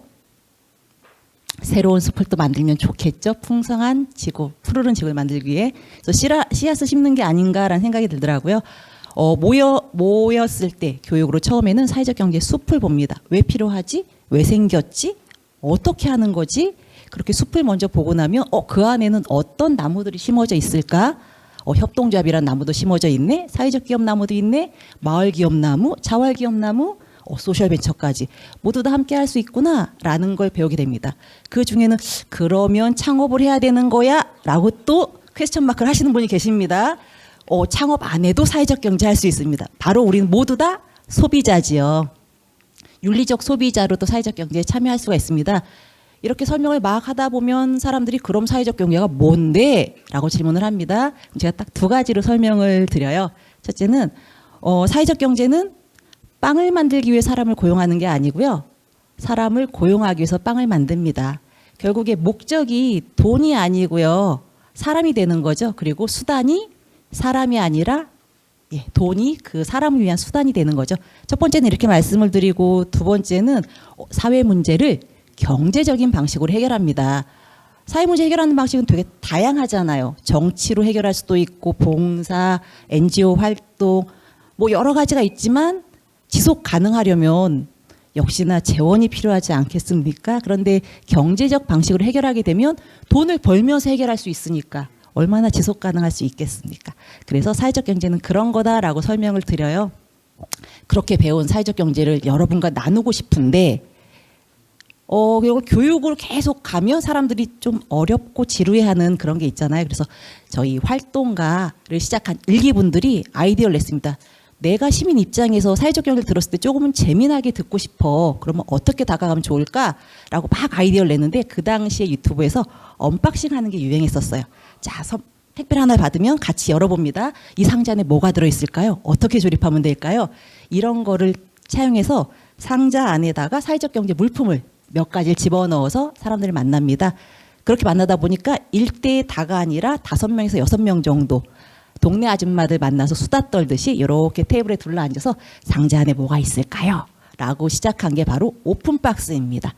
만약에 이게 형식적인 교육을 기획했던 분들이 했다면 이런 아이디어는 안 나오지 않았을까 싶어요. 그런데 활동가들이 삶에서 내가 저거를 조금 더 재미나게 접해보고 싶어. 그러면 더 많은 사람들에게 알릴 수 있을 것 같아 라고 했기에 이런 아이디어가 나왔다고 생각을 하고요. 저희가 2020년부터 지금까지 계속 활동가 양성 과정과 더불어서 이 오픈박스를 업그레이드를 하고 있습니다. 작년까지는 상자에서 선물만 튀어나왔는데요. 올해는 이 상자와 함께 여행을 떠나고요. 또 기자가 돼서 기사도 한번 파헤쳐 봅니다. 이렇게 업그레이드 되는 과정 또한 누가 있을까요? 바로 시민들이 교육받은 활동가들이 모두 그들의 힘으로 그들의 아이디어로 그들의 역량으로 만들어냈습니다. 이게 바로 무형식의 그 교육의 효과가 아닐까라는 생각을 해봅니다. 이렇게 오픈박스로 시민들하고 만나봤는데요. 아까 말씀하셨다시피 제가 아까 저쪽 밖에서 얘기했구나. 그 어른들은 이미 체득화가 돼 있어서 뭘 바꾸기가 쉽지 않잖아요. 그래서 우리가 미래를 바꾸려면 어떻게 해야 될까요? 아이들에게 교육을 해야겠죠. 그래서 사회적 경제를 가지고 학교로 들어가려고 합니다. 만약에 활동가들 힘으로만 학교하고 연결하기 쉽지 않았을 거예요. 그런데 이제 센터와 광명교육지원청이 함께 도움을 주셔서 연결을 해주셨고, 저희가 초등학교에는 공정무역이라는 주제로 들어갑니다. 공정무역도 사회적 경제와 같은 맥락으로 사람을 중심으로 놓는 무역을 말하는 거기 때문에요. 그렇게 들어가고, 중학교에는 사회적 경제 학교라고 중학교 아이들하고 너희가 학교에서 변화시키고 싶은 거 있니? 그걸 한번 협동조합으로 만들어 보자라는 주제를 가지고 수업을 진행을 하고 있고요. 아이들이 되게 다양한 의견을 내놓는데 작년에 같이 수업했던 친구 중에 가장 기억에 남는 게 학교 옥상에 천문대를 만들고 싶대요. 아이들하고 별을 보면서 이야기를 하고, 네, 그 이야기를 주변에 같은 동네에 사는 아줌마 아저씨들하고도 얘기하고 싶대요. 너무 자기가 폰만 보는 것 같은데 그거 말고 하늘을 바라보고 싶다. 그런 협동조합을 만들고 싶다라는 얘기도 하더라고요. 그래서 그 말 들으면서 우리가 이렇게 별로 심도 깊은 얘기를 안 했는데 애들은 역시 심도 깊게 알아듣고 꿈을 펼치는구나라는 그런 희망을 갖게 됐습니다. 이렇게 저희가 활동가로 시민교육도 하고요, 학교 교육도 하다 보니 그럼 조금은 심화를 했으면 좋겠다. 그래서 그 다음 했던 게 사공상상 학교입니다. 사공상상 학교는요, 사회적 경제 공정무역을 상상하다라는 주제로 해서 6회짜로 진행을 했었고요. 그 전에 했던 활동들, 오픈박스가 약간은 재미나지만 넓게 알아봤다면 사공상상 학교를 통해서는 사회적 경제를 조금 깊게 알아보는 시간을 가졌고 토론을 할 수 있는 시간도 가졌었습니다. 이렇게 다양한 공부를 하고 나면 뭘 해야 될까요? 보통은 시험을 보지요. 근데 저희는 시험 대신에 골든벨을 한번 해봤습니다. 여러분들이 사회적 경제 공정무역 얼마큼 아세요? 라고 골든벨 했고요. 우여곡절이 많았어요. 저거 하는 날 그 하는 장소에 음향이 갑자기 사고가 난 거예요. 또 제가 준비를 초식에 땅땅땅땅 하는 거 짜자자잔 이런 소리 준비해간 게 하나도 안 나서 그날 사회 보신 분이 원맨쇼를 조금 하셨던 기억이 있긴 하지만, 그래도 사람들이 사회적 경제가 딱딱하기만 한 건 아니구나, 우리 삶 바로 옆에 있구나 라는 걸 알 수 있는 시간을 가져서 뿌듯했습니다.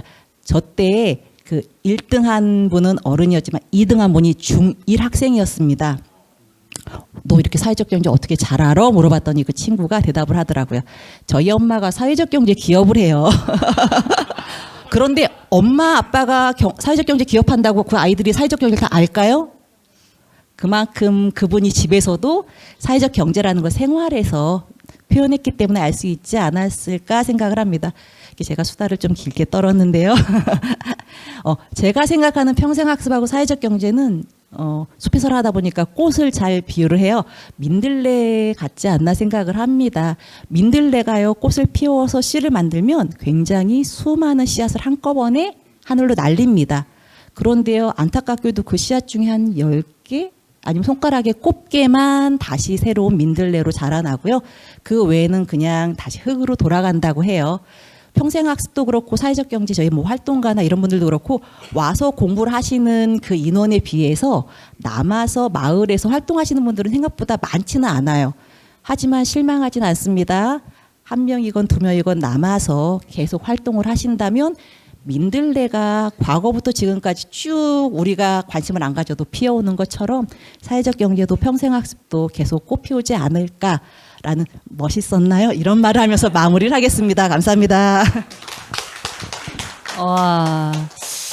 진정으로 우리 학과장님의 말씀을 들으면서 생각했던 게, 사람이 태어나면서부터 그 흙으로 다시 돌아갈 때까지 전 생애 과정을 하나의 활동으로 보여주신 사례이지 않을까라는 생각이 들면서 눈물이 조금 나려고 했습니다. 너무너무 좋은 의견들을 많이 나누어 주셨고요. 우리 학과장님 말씀하신 대로 사실은 사회적 경제학과 좀 생소하기도 합니다. 그런데 제가 몇 해 전에 시민청에서 운영하고 있는 공정무역 관련해서 많은 사람들이 발표하고 그 작품을 전시하는 곳에 가본 적이 있어요. 그러한 상황들을 많이 들으면서 어른들뿐만이 아니라 소외된 계층뿐만이 아니라 일반 시민들도 이런 것에 많이 관심을 갖고 함께 우리가 생활한다면 지속 가능한 미래를 실천하는 방법이 다른 곳에 있지 않다. 우리의 삶 속에서 실천하는 하나하나가 모두 다 우리 지구를 살리는 일이 아닐까라는 생각이 들었었던 것 같은데요. 제가 그때 경험했던 건 오늘 우리 학과장님을 만나려고 제가 사전에 경험을 한 듯합니다. 좋은 이야기를 나누어 주신 우리 학과장님 다시 한번 감사드립니다. 감사합니다. 우리 지금 현재 우리 세 분의 전문가의 말씀을 지금 들으셨잖아요. 들으신 것도 잊어버릴 수 있으니까요. 여기 벽에 붙어져 있는 QR에 혹시 질문 사항이 있거나 아니면 이 내용 너무 좋았습니다. 너무 응원합니다. 이런 댓글도 괜찮습니다. 좀 이런 댓글 또는 질의응답을 좀 남겨주시면 그 상황에 대해서 응답해드리는 시간을 또 갖도록 하겠습니다. 예, 많이 기다리셨습니다. 다음 마지막 패널 분이신데요. 2015년부터 장애인 당사자의 통합 활동과 자립뿐만 아니라 장애인 가족들의 정서적 부분까지 지원해온 광명시 장애인 가족 지원센터의 남윤용 센터장님을 모시고 말씀을 들어보도록 하겠습니다. 뜨거운 박수 부탁드리겠습니다. 네, 안녕하세요. 광명시 장애인 가족 지원센터 센터장으로 근무하고 있는 남윤용입니다. 저희 광명시 장애인 가족 지원센터는 경기도 장애인 가족에 관한 지원 조례 그리고 광명시 장애인 가족에 관한 지원 조례로 2015년 오픈한 사회복지 시설 중에 하나입니다.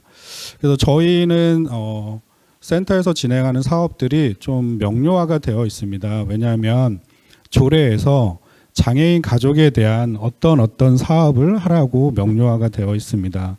근데 그 내용이 상당 부분 이 평생학습과 일치되는 부분이 많이 있다라고 생각을 합니다. 우선 뭐 장애인 가족에 대한 역량 강화 사업, 그게 아마 평생학습에 다 포함이 된다라고 생각을 하고 있고, 그리고 가족 휴식 지원, 기타 장애인 가족에 대한 지원, 이런 사업들을 하게끔 되어 있습니다. 그래서 저희도 이제 센터에서 뭐 지금 자료 보시면 여러 사업들을 진행을 하는데, 우선 가장 기본적으로 당사자에 대한, 장애인 당사자에 대한 지원, 그리고 가족에 대한 지원, 그리고 장애인과 가족이 함께 지원하는 이런 교육들을 저희가 조금 기획을 하고 진행을 하려고 하고 있습니다. 그래서 저희가 어떤 프로그램을 기획을 할 때는 직원들이 좀 많이 고민을 하고 있습니다. 그래서 논문도 기본적으로 많이 찾아보고, 그리고 저희도 이 사업은 광명시의 장애인 분들, 가족분들을 위해서 꼭 필요하다라고 하면 저희가 예산상의 부족한 부분들은 여기 평생학습원이나 아니면 외부 기관에 저희가 프로포절, 계획서를 제출해서 우리 이런 사업들을 하려고 하니 예산을 좀 지원해 주십시오라는 이 프로포절 심사를 통해서 저희가 사업들을 진행하고 있습니다. 그래서 저희가 당사자 중심, 장애인 당사자에 대한 평생 교육을 하게 되면 일단 저희가 성인 발달 장애인 당사자의 인권 강사 양성 과정, 일명 너울림이라고 하는 프로그램이 있습니다. 이거는 2021년부터 저희가 외부 공모 사업을 통해서 지원을 하고 있습니다. 많은 시민분들이 알고 계시겠지만 발달 장애인 특성상 이게 일회성, 이회성 이런 교육으로 진행되진 않습니다. 그러니까 지속적이고 반복적이고 오랜 기간 좀 진행을 해야지 이분들이 이렇게 인식을 하게 되는 부분들이 있습니다. 그래서 저희가 처음 이 사업을 진행할 때 총 18명이 참여를 했습니다. 근데 장애의 심한 정도에 따라서 좀 차이가 있을 수 있는데 저희가 총 2021년도에 47회 주 1회 프로그램에 참여를 했는데 47회 진행을 했습니다. 장애인 당사자의 인권 교육, 그리고 의사소통 및 스피치 교육, 그리고 당사자의 스터디 이런 거를 통해서 저희의 목적은 지역사회에 장애인식 개선 교육을 진행하자. 초등학교나 이런 학교에서 장애인 인식 개선 교육이 법정 의무화로 진행을 하고 있는데 발달 장애인이 인권 장애인식 개선 강사로 활동하는 경우는 거의 없어서 저희가 그거를 모티브로 해서 진행을 했고, 근데 당사자분들이 너무나 열심히 해주셨습니다. 그러니까 47주 동안 저희가 교육을 하는 동안 저희가 분석을 해보니 18명의 출석률이 97점 몇 %였습니다. 그러니까 이거는 저희가 기획을 했지만 당사자분들이 너무나 재미있고 즐겁게 참여를 해줬고, 그래서 광명시의 초등학교 한 60여 곳의 학급에 가서 발달장애인 당사자분이 한 3분 정도, 3분에서 5분 정도 장애인식 교육을 하고, 그리고 장애인식 강사분이 이렇게 진행을 했습니다. 그래서 저희가 이거에 대한 효과가 너무 좋았고, 또 가족분들도 너무 좋아하셔서 2차년도도 저희가 이 사업을 공모를 했는데 좀 선정이 됐습니다. 그래서 1차년도보다는 조금 더 실력이 향상돼야 될 게, 교육 과정은 거의 똑같지만 저희가 1차년도 진행을 하면서 느꼈던 게, 이 당사자분들이 학교 다니면서 왕따나 피해 경험이 상당히 많더라고요. 그러다 보니까 학교 가서 강의를 하다 보니까 이분들이 그 예전에 당했던 학교 폭력을 당했던 이 경험들이 있어서 막 그 감정이 막 높고 막 이런 것들이 나서, 그거를 또 조정하는 뭐 저희가 연극 치료나 뭐 이런 걸로 해서 또 심리 뭐 이런 것도 좀 적용을 했었고, 이렇게 하다 보니까 100개 학급으로 저희가 장애인식 개선 교육을 진행을 했고, 그 다음에 강사 시간도 한 7, 8분으로 좀 늘어났습니다. 그래서 당사자분들이 많은 노력을 했고, 그리고 올해까지 이제 3년 차로 지냈는데, 올해는 저희가 또 한 단계 더 높은 목표를 가졌는데, 그게 뭐냐면 직장 내 장애인식 개선 교육을 나가자. 그러니까 5인 2세 사업장은 장애인식 개선 교육이 법정 의무 교육인데, 저희가 그걸 하기 위해서는 당사자분들이 장애인 고용노동부 쪽에 장애인식 파트너 강사로 등록을 해야 됩니다. 그러면 저희가 강의한 모습들을 영상으로 보내주면 거기서 그걸 보고 강사로 등록이 됐습니다. 그래서 올해 상반기 현재까지 10군데 직장 내 장애인식 개선 강의를 지금 나가고 있고요. 작년에 이제 저희가 12명을 시험을 봐서 12명 모두 합격을 하였고, 올해는 100군데 저희가 학교를 장애인식 개선 교육을 나가고 있는데, 올해는 조금 입소문이 나서 한 2, 3일 만에 100군데가 예약이 다 끝났고, 추가적으로 한 150에서 200군데 학교에서 예약이 있었는데 저희가 나갈 수가 없어서 너무 아쉽게 안타깝게 생각을 하고 있습니다. 저희가 이거를 통해서 어떤 걸 많이 느꼈냐면, 그 당사자 보호자분이 그런 말씀을 하셨습니다.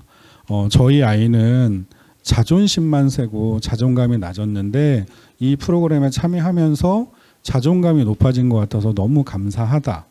이런 얘기를 들었을 때, 또 당사자분들도 저를 비롯한 여기 시민분들도 많이 계시지만 남들 앞에서 강의하는 기회가 많지 않거든요. 근데 이분들은 기본적으로 뭐 10회 이상은 학교 가서 다 강의를 하셨던 분들이기 때문에 그런 자신감들이 너무 많습니다. 그래서 저희가 당사자 교육할 때는 이런 쪽으로 좀 포커스를 두고 있고, 또 직장도 다니시고 막 이러니까 외형이나 외모라던가 이미지 메이킹 이런 것도 하는 교육들도 진행을 하고 있고, 또 성인 장애인 중에 이제 중증 장애인 분들은 외출이 좀 어렵잖아요. 그럴 경우는 저희가 성인 같은 경우는 이제 중증 장애인 분이 의사소통하거나 이런 것들이 어렵기 때문에 저희가 미술치료사를 채용을 해서 집으로 파견을 해줘서 그 성인 장애인과 보호자 간의 의사소통을 좀 촉진하는 이런 것들로 했었고, 보호자 상담이나 이런 것도 좀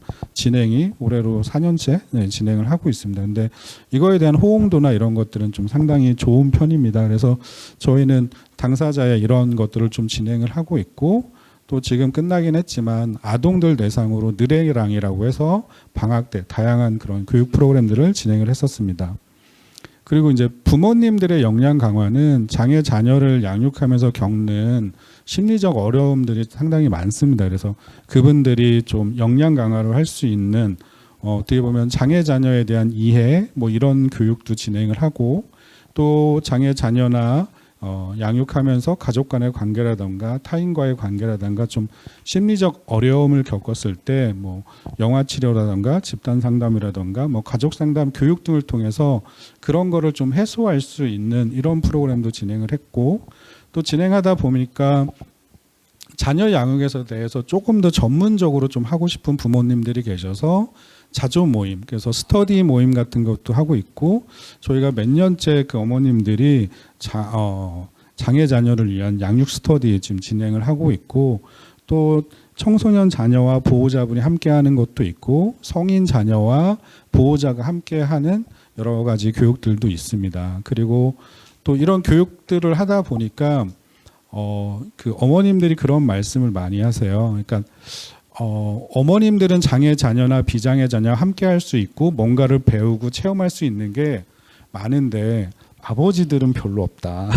그래서 아버님들하고 뭔가를 함께 할 수 있으면 좋겠다. 그래서 저희도 아버지 자조 모임도 이제 한 저녁 7시쯤에 뭐 진행을 한다거나 뭐 이런 것도 진행을 했었고, 또 아버지랑 장애 자녀, 비장애 자녀와 함께 할 수 있는 체험, 뭐를 함께 만들거나 뭐를 배우거나 놀거나 이런 것들이 좀 있었으면 좋겠다고 해서 저희가 그러면 이제 토요일 날 프로그램을 저희가 진행을 해서 함께 뭐 도자기도 만들고 뭐 가구 같은 것도 만들고 이런 걸 통해서 뭔가 함께하는 시간, 그런 것들이 어떻게 보면 아까 이수 교수님께서 설명하신 뭐 비형식 뭐 이런 거지 않을까라는 생각이 들어서, 저희 가족지원센터 같은 경우는 어쨌든 때로는 형식적인 교육 또는 비형식적인 교육 이런 것들이 아까 여기 대표님께서 말씀하신 것처럼 계속 이렇게 닭이 먼저냐 달걀이 먼저냐 이런 거를 논할 수 없을 정도로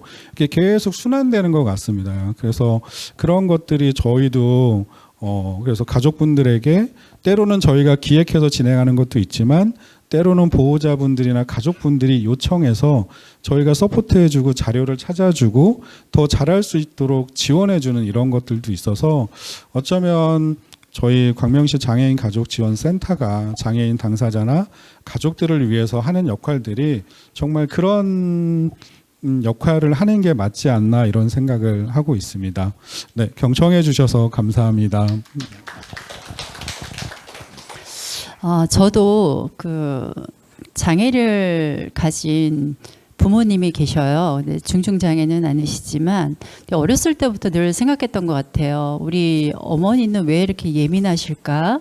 라는 생각을 늘 해왔거든요. 근데 오늘 그 우리 대표님의 말씀을 들으면서 이런 생각이 들었습니다. 우리가 제도권 안에서의 교육에서는 어떻게 하면 좋은 학교로 갈 수 있을까 때문에 일상생활에 나와서는 필요하지 않을 것 같은 교과목들을 평가에 의해서, 아까 우리 대표님 말씀하셨는데 시험이란 것은 누구에게나 다 너무나도 강요되는 그리고 부담스러운 과정인데, 평가받는 것 때문에 우리가 형식교육 안에서는 다른 사람을 생각할 겨를이 없었던 것 같아요. 우리 스스로 제도권 안의 교육과 제도권 밖의 교육을 구분지어서 이것은 형식교육, 이것은 비형식교육 이렇게 나누었기 때문에 사각지대에 놓여져 있는 많은 분들이 있지 않았나라는 생각이 오늘 들었습니다. 또 우리 대표님 말씀하신 내용 중에 발달장애인이 스스로 강의를 할 수 있는 상황을 만들었고, 그분들이 강의를 했었을 때 또는 참석률이, 배움의 참석률이 97%가 넘는다는 이야기는 학습의 의욕 자체가 매우 높음에도 불구하고 우리의 어떤 고정관념이나 선입견 때문에 그들을 학습에서 배제하지는 않았었나라는 생각이 들었습니다. 의무적으로 교육하는 법정 의무 교육들이 너무 많죠. 근데 저도 얼마 전에 학교에서 장애인식 교육을 들었었는데요. 예전에는 장애인식 교육을 들었을 때 그냥 일반 평범한 강사님께서 전문적인 이론으로 강의를 해주셨어요. 근데 이번에 강의해 주신 교수님께서는 온몸에 장애가 있으신 교수님이 강의를 해주셨어요. 발달 장애에 대한 사회적인 편견, 우리가 깨야 되는 선입견 이런 것들에 대해서 교수들에게 알려주니까 훨씬 더 공감이 되었고, 그런 부분들이 학생을 바라볼 때 우리가 인식 자체를 바꿔야 되겠구나라는 생각을 다시 한번 하게 되는 상황을 연출했던 것 같습니다. 오늘 우리가 다양한 네 분의 패널들의 이야기를 들으셨는데요. 실천 중심 프로그램, 그리고 자발적인 학습, 그리고 어찌 보면 평생 직업 교육과도 관련되어져 있는 다양한 활동 사례들을 오늘 나누어 주신 듯합니다. 네 분의 전문가 패널 분에게 다시 한번 큰 박수 부탁드리겠습니다. 그리고 이 시간까지 자리를 지켜주시면서 리액션 부자인 것 같습니다. 저는 오늘 이희수 교수님을 대면으로는 처음 뵙는데요. 별명을 하나 지어드리고 싶습니다. 리액션 부자라고. 어찌나 공감하시면서 들어주시는지 발표하시는 우리 대표님과 센터장님과 우리 학과장님께서 갑자기 이렇게 차분하게 계시다가 계속 어깨가 올라가는 모습을 볼 수가 있었습니다. 우리가 학습 공동체, 학습 동아리라고 하는 것은 이러한 공감대가 형성이 되기 때문에 그러한 영향력이 우리가 모두에게 미치지 않나라는 생각을 해봅니다. 네 분의 패널들이 발표하실 때 제가 우리 지금 자리에 앉아 계시는 우리 시민분들의 얼굴을 잠깐 살펴봤거든요. 너무나도 공감하시면서 고개를 끄덕이시면서 질문을 또 써주신 분들이 많이 계십니다. 사전 신청해 주신 질문들도 있고요. 그리고 실시간 플랫폼으로 질문을 남겨주신 분들도 계십니다. QR로 인식해서 보시면 많은 질문들을 지금 남겨주셨는데요. 시간 관계상 다 질의응답을 할 수는 없을 것 같고요. 먼저 그래도 바쁘신 가운데 이 자리에 참석해 주신 분들이 계시기 때문에 혹시나 이 자리에 앉아 계신 분들 중에서 질문이 있으시거나 나는 QR에 질문을 올렸다라고 하신 분이 계시면 그분의 질문을 먼저 받고 대답을 해드리는 시간을 가질까 하는데요. 혹시 저를 한번 봐주시겠습니까? 혹시 질문이 있으신 분 손 한 번만 들어주시겠어요? 앉아 계신 분들 중에. 네. 그러시군요. 네, 역시나 우리 앉아 계신 분들이 이미 실시간 플랫폼으로 다 질문을 해주신 듯합니다. 그러면 올려주신 질문의 내용 중에 선별을 해서 각각 대표님들에게 돌아갈 수 있는 질문들로 드려보고자 합니다. 그러면 가장 먼저 우리 기조 강연을 해주신 이희수 교수님께 질문이 올라왔어요. 58분 전에 기조 강연 끝나고 바로 올려주신 듯한데요. 교수님께 여쭤보겠습니다. 무형식과 비형식의 차이는 무엇일까요? 같이 혼용해서 써도 괜찮을까요? 라는 질문이 있었습니다. 네, 답변 부탁드리겠습니다, 교수님. 네.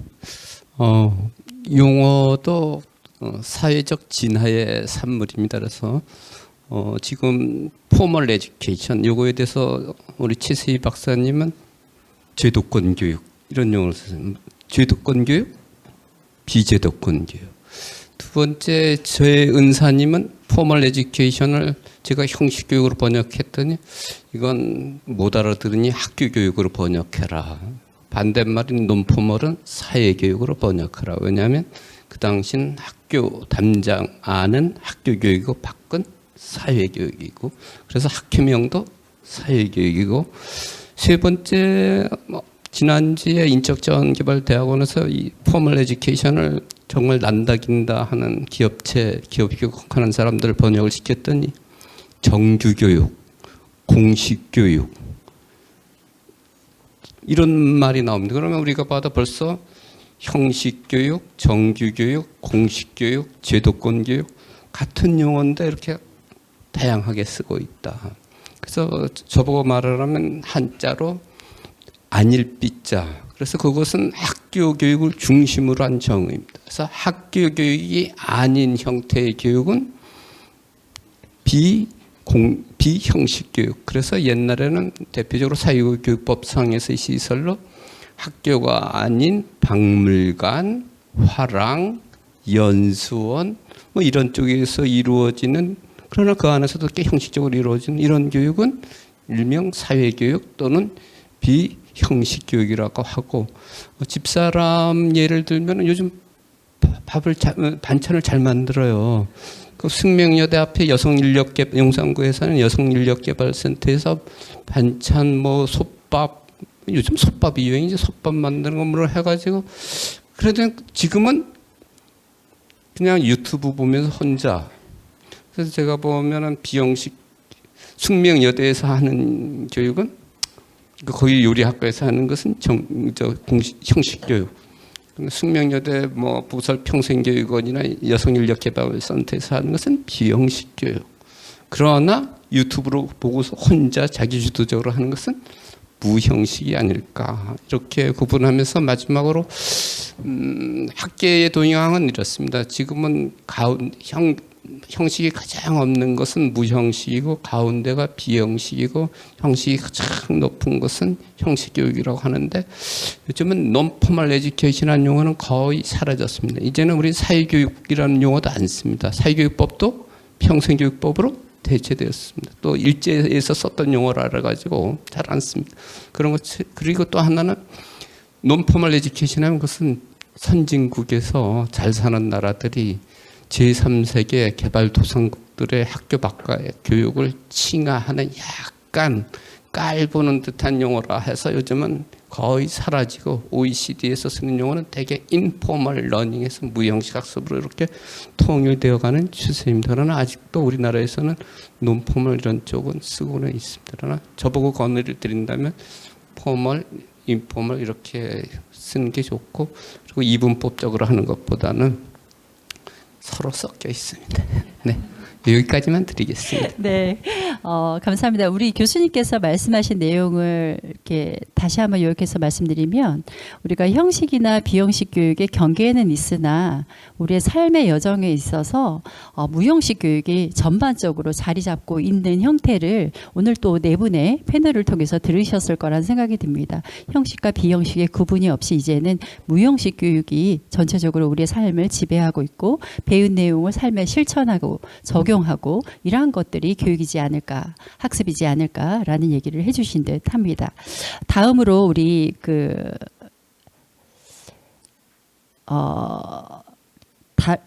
여기 이제 다른 내용 한번 넷째로 카페 기획할 때 넷째로 카페 이야기가 나왔습니다. 센터장님. 기획할 저도 궁금했었는데요. 광명시가 가진 지역적 특수성을 고려하셨던 부분이 있을까요? 라고 질문이 들어왔습니다. 네. 저한테는 상당히 어려운 질문인데요. 왜냐하면 제가 여기서 일하기 시작한 지 1년이 아직 안 됐습니다. 넷째로 카페는 지금 이미 이제 3년이 넘은 사업인데, 근데 이제 제 개인적으로 이제 추측을 좀 해보면요. 일단 이제 광명시는 이제 약간 뭐랄까 베드타운 형태를 띠고 있습니다. 그러니까 주거 공간이 많고 공간이 좀 협소하고 사람이 밀집해서 살고 있는 그리고 이제 자체적으로 광명시 전체적으로 보면 어떤 기업 활동이 왕성하게 벌어지는 공간이 아니기 때문에 일단은 그 주거와 이제 일이 좀 공간이 분리되어 있는 형태로 이제 삶이 이제 좀 되고 있는데 이런 활동들은 또 이제 사실 이제 와서 교육을 듣거나 이제 그런 활동을 하기 전에 교육을 좀 받아야 되는데 그리고 이제 이런 공간에서 진행되면 일반 시민들이 참여하기가 좀 곤란합니다. 그러니까 잘 아는 사람들은 오겠지만 일반 집에서 생활하고 그러신 분들은 선뜻 이런 데 나오기 어렵거든요. 근데 가장 친숙한 공간인 이제 커피숍, 집 주변의 커피숍에서 어떤 그 공간을 약간 할애해서 교육 그 공간으로 이제 활용을 하고 거기에서 이제 어떤 프로그램을 통해서 체험 활동도 같이 할 수 있는 그런 교육 공간을 그러니까 확장시키는 거죠. 이제 그런 형태로 이제 광명이 좀 적합하지 않느냐 해서 대전시에서 진행되고 있던 그 컨셉을 저희한테 좀 가져와서 지금 하고 있는 건 아닌가 이런 추측을 좀 해봅니다. 그리고 뭐 아까 또 넷째로 카페에 관련된 내용 하나 나와서 그 이제 샵인사업 형태로 이루어진다고 하는데 공간을 어떻게 발굴하셨는지 궁금합니다 이렇게 말씀해 주셨는데 넷째로 카페는 지금 현재 한 17개 정도 지금 진행하고 있는데 초창기에 이제 그 활동가 그러니까 커피숍을 운영하시면서도 지역에서 활동하시는 분들 꽤 있습니다. 그리고 이제 커피숍 운영 자체도 어떤 일회용품을 줄인다거나 그런 이제 탄소 중립이나 어떤 그 기후위기 대응하는 차원의 활동들을 하고 계신 분들이 꽤 있어요. 이제 그런 분들을 처음에 이제 발굴하기 시작하고 지금 연차적으로 봤을 때는 연초에 제가 모집을 합니다. 이제 이런 활동에 동의하시고 본인도 이제 그런 활동에 참여하고 싶다라고 하면 저희한테 지원서를 받게 되고요. 어떤 형태로 활동하게 될 것인지 그런 것들을 제안을 받고 저희가 이제 그 관련된 내용들을 이제 지원해주고 같이 동참해서 참여를 하고 참여하는 이제 방법은 기존에 영업을 하시면서도 이제 그런 활동들을 하시고 계시지만 저희가 이제 간판을 또 달아드립니다. 넷제로 카페 해서 간판도 달아드리고, 그다음에 이제 넷제로 박람회라든지, 그다음에 환경영화제, 아까 보셨겠지만 환경영화제, 무슨 게임 페스티벌 뭐 이런 형태로 거기 활동가들이 또 참여를 하고 그분들이 또 강의도 직접 다니시는 이런 형태로 외부로도 나가지만 이제 가게 안에서도 강의를 하는 이런 형태로 진행이 됩니다. 그래서 신청을 하게 되면 그 가게에 가서 그 가게의 컨셉에 맞는 그런 탄소 중립 활동들을 체험하거나 교육을 받을 수 있다. 이렇게 말씀을 드리고 싶습니다. 예, 이상입니다. 네, 감사합니다. 넷제로 카페 회원수가 오늘 이후로 기하급수적으로 늘어나지 않을까라는 생각이 들고요. 하나 말씀드립니다. 우리 센터장님은 네. 처음에 만들어질 때 전혀 아무런 기여를 하지 않으셨다는 말씀을 해주셨습니다. 타 도시에서 이미 만들어진 모델을 바탕으로 이렇게 또 확장시킨다는 것 자체가 굉장히 어려운 일이거든요. 근데 예, 모방을 통해서 또 이렇게 좋은 학습을 이끌어주신 센터장님께 다시 한번 큰 박수 부탁드리겠습니다. 네, 감사합니다. 저 개인적으로 건의가 있는데요. 넷제로 하는 게 처음에 저 잘 못 알아먹었거든요.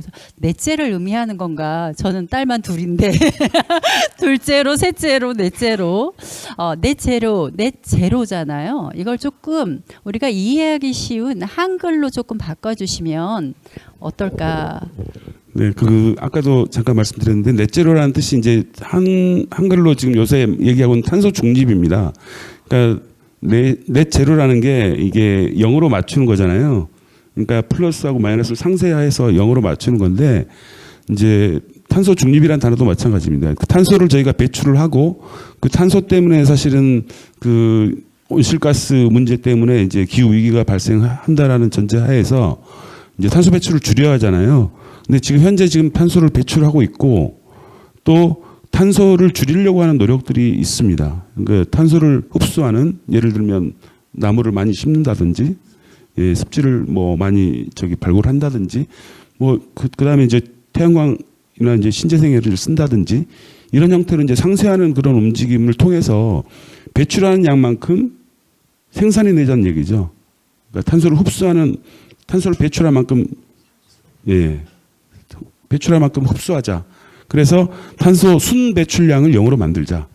이게 이제 넷제로라고 보시면 되겠습니다. 그리고 이제 그 탄소 중립을 2050년까지 해야 학자들이 얘기하는 지구의 위기에서 우리가 구해낼 수 있다. 지구를 위기에서 구해낼 수 있다.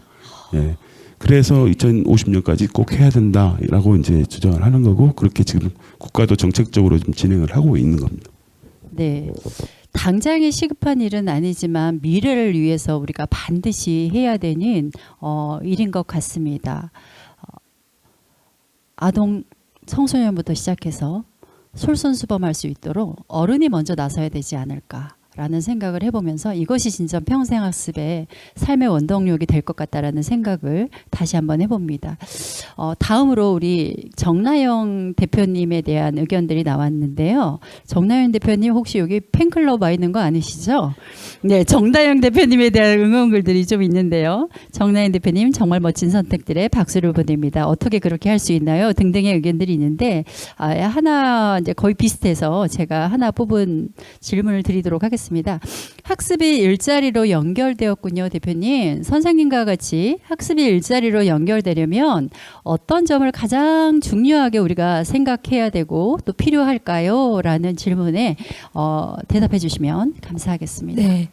다른 선생님께서 발표하시는 동안 제 질문을 다 정리해서 답변을 만들어 놨습니다. 네. 네. 학습이 일자리로 연결되려면 어떨까 저도 혼자 생각을 해봤거든요. 첫째는 제가 일자리를 위해서 제가 학습을 한 건 아니었고 좋아하는 걸 했거든요. 그래서 좋아하는 것을 해라. 두 번째는 마음을 비워라. 세 번째는 아까 말씀드렸듯이 선택을 해라. 선택하지 않으면 아무 일도 일어나지 않기 때문에 선택을 하다 보면 요즘에는 저절로 되는 느낌이 듭니다. 선택하다 보면 또 다른 게 연결돼서 하여튼 이 세 가지로 말씀드릴 수가 있고요. 계속 말씀드려도 될까요? 네. 네, 두 번째는 아까 그 동아리 내부나 학습자 개인으로서 활동을 지속할 수 있었던 원동력이 무엇인가, 지속적으로 학습하는 이유가 무엇인가 그런 질문이 있었습니다. 자, 그것에 대해서는 아까 선생님께서 교수님께서 인간은 성공하게 돼 있다 그렇게 말씀하시기도 했는데 원래 성공하게 돼 있기 때문에 하여튼 뭔가 성장을 원하는 것 같습니다. 그래서 제가 뭔가 내적으로 일적으로 항상 성장하고 싶은 아까도 발표할 때도 아마 용어 중에 성장이라는 말이 제일 많이 들어갔을 때 제가 좀 줄인 거였거든요. 원래는 쓰다 보니까 계속 성장이 나오더라고요. 그래서 뭔가 일적 내적 성장을 위해서 제가 활동을 지속하는 것 같고 또 제가 하다 보면 저도 모르는 저를 만나게 됩니다. 제가 유튜브를 하고 있는데 자기 개발인 것 같습니다. 제가 원래 MBTI 제가 자주는 안 하지만 우리 아이들이 저를 봤을 때는 이프제라고 해서 뭐 수호자 그런 거 되게 내성적이고 뭐 그런 느낌이라고 합니다. 근데 제가 자체적으로 점검을 한 바에 의하면 자유로운 영혼의 연예인이 돼 있더라고요.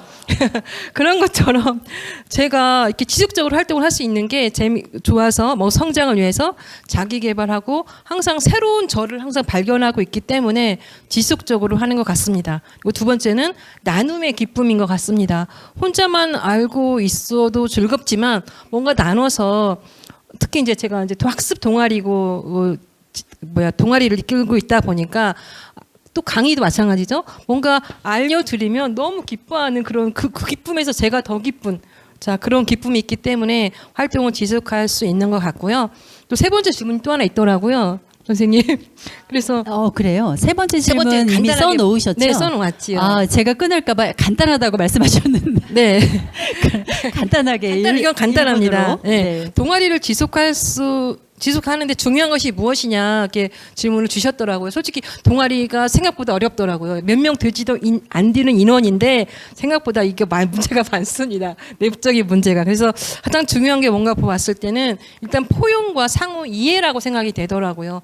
진짜 전에는 전혀 관계가 없던 사람들이 뭔가 한 가지를 가지고 만났기 때문에 그리고 뭔가 평가를 통해서 이게 통과된 사람들이 아니라 그냥 그런 동호인 약간 그런 느낌으로 만났기 때문에 뭔가 서로 포용하고 이해하는 게 제일 중요한 것 같고 두 번째는 친목 단체가 아니기 때문에 뭔가 동아리의 성격에 맞게 뭔가 계속 할 수 있어야 되는 거죠. 만약 유튜브 동아리라고 그러면 유튜브 영상 편집이나 그런 제작을 잘 할 수 있는 그런 기능적인 것도 계속 성장 학습할 수 있어야 되지 않을까 생각합니다. 두 가지 말씀드렸습니다. 감사합니다. 네, 감사합니다. 어떤 배움의 성공을 맛본 사람의 어떤 일대기를 들은 듯한 느낌이었습니다. 배움의 성공을 맛봤기 때문에 뭔가 배움에 대한 이야기가 나오면 이렇게 흥분되고 열정이 솟아나고 그런 것 같습니다. 그래서 저도 명함 뒷면에 항상 쓰고 다니거든요. 배움은 나를 성장하게 하고 교육은 나를 변화하게 한다. 우리가 교육과 학습은 떨어질 수 없듯이 교육을 하고 배우고 교육하고 성장하는 것이 곧 우리의 삶이 아닌가라는 생각을 하면서 평생 학습을 진짜 실천하고 계시는 우리 대표님 유동골뱅이 유튜브 오늘부터 구독자 하기로 하겠습니다. 우리 시간이 별로 없기는 하지만 우리 학과장님께 들어온 질문이 한 가지 있습니다. 사회적 경제 활동에 대해 어떻게 접근할 수 있을까요? 라고 질문을 주셨습니다. 여러분 다 접근하고 계십니다. 이미 다 소비자시잖아요. 소비자의 힘은 큽니다. 예전에 왜 이쁜 쓰레기에서 화장품 케이스 어택 하면서 화장품 케이스를 바꾼 것도 소비자고요. 추석 선물 세트에서 비닐 포장, 과대 포장 없앤 것도 소비자고요. 이렇게 우리가 깨어서 경제적으로 관심을 갖고 계속 그 관심으로 참여를 한다면 그게 바로 사회적 경제에 참여하는 거라고 저는 생각하고요. 사회적 경제라는 이름이 있고 법적으로 테두리를 만들어 놓긴 했지만 사람을 중심으로 생각하고 환경을 중심으로 생각하고 지속 가능을 생각하는 경제라면 그게 사회적 경제라고 저는 생각을 합니다. 역시 학과장님이시어서 그런지 아주 짧게 제가 시간 때문에 조마조마하고 있었는데 짧게 잘 끊어주셔서 감사합니다. 네, 학과장님. 그리고 우리 마지막으로 우리 발표를 해주신 우리 우리 남은용 대표님께 질문이 들어왔는데요. 조례에 기반하여 장애인 대상 교육을 운영하신다고 했는데 그 안에서 장애인 당사자분이나 당사자 가족분들의 요구를 반영하여 운영되는 프로그램도 있습니까? 라고 질문을 해주셨습니다.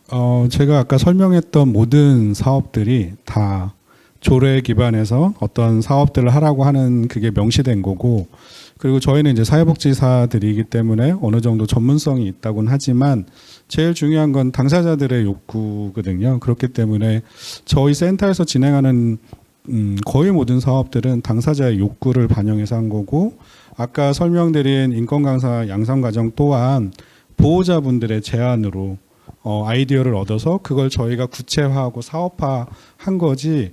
그러니까 저희가 가지고 있는 전문성, 그리고 당사자분들이 가지고 있는 욕구나 뭐 이런 것들을 바탕으로 함께 만들어낸 사업이라고 보시면 될 것 같습니다.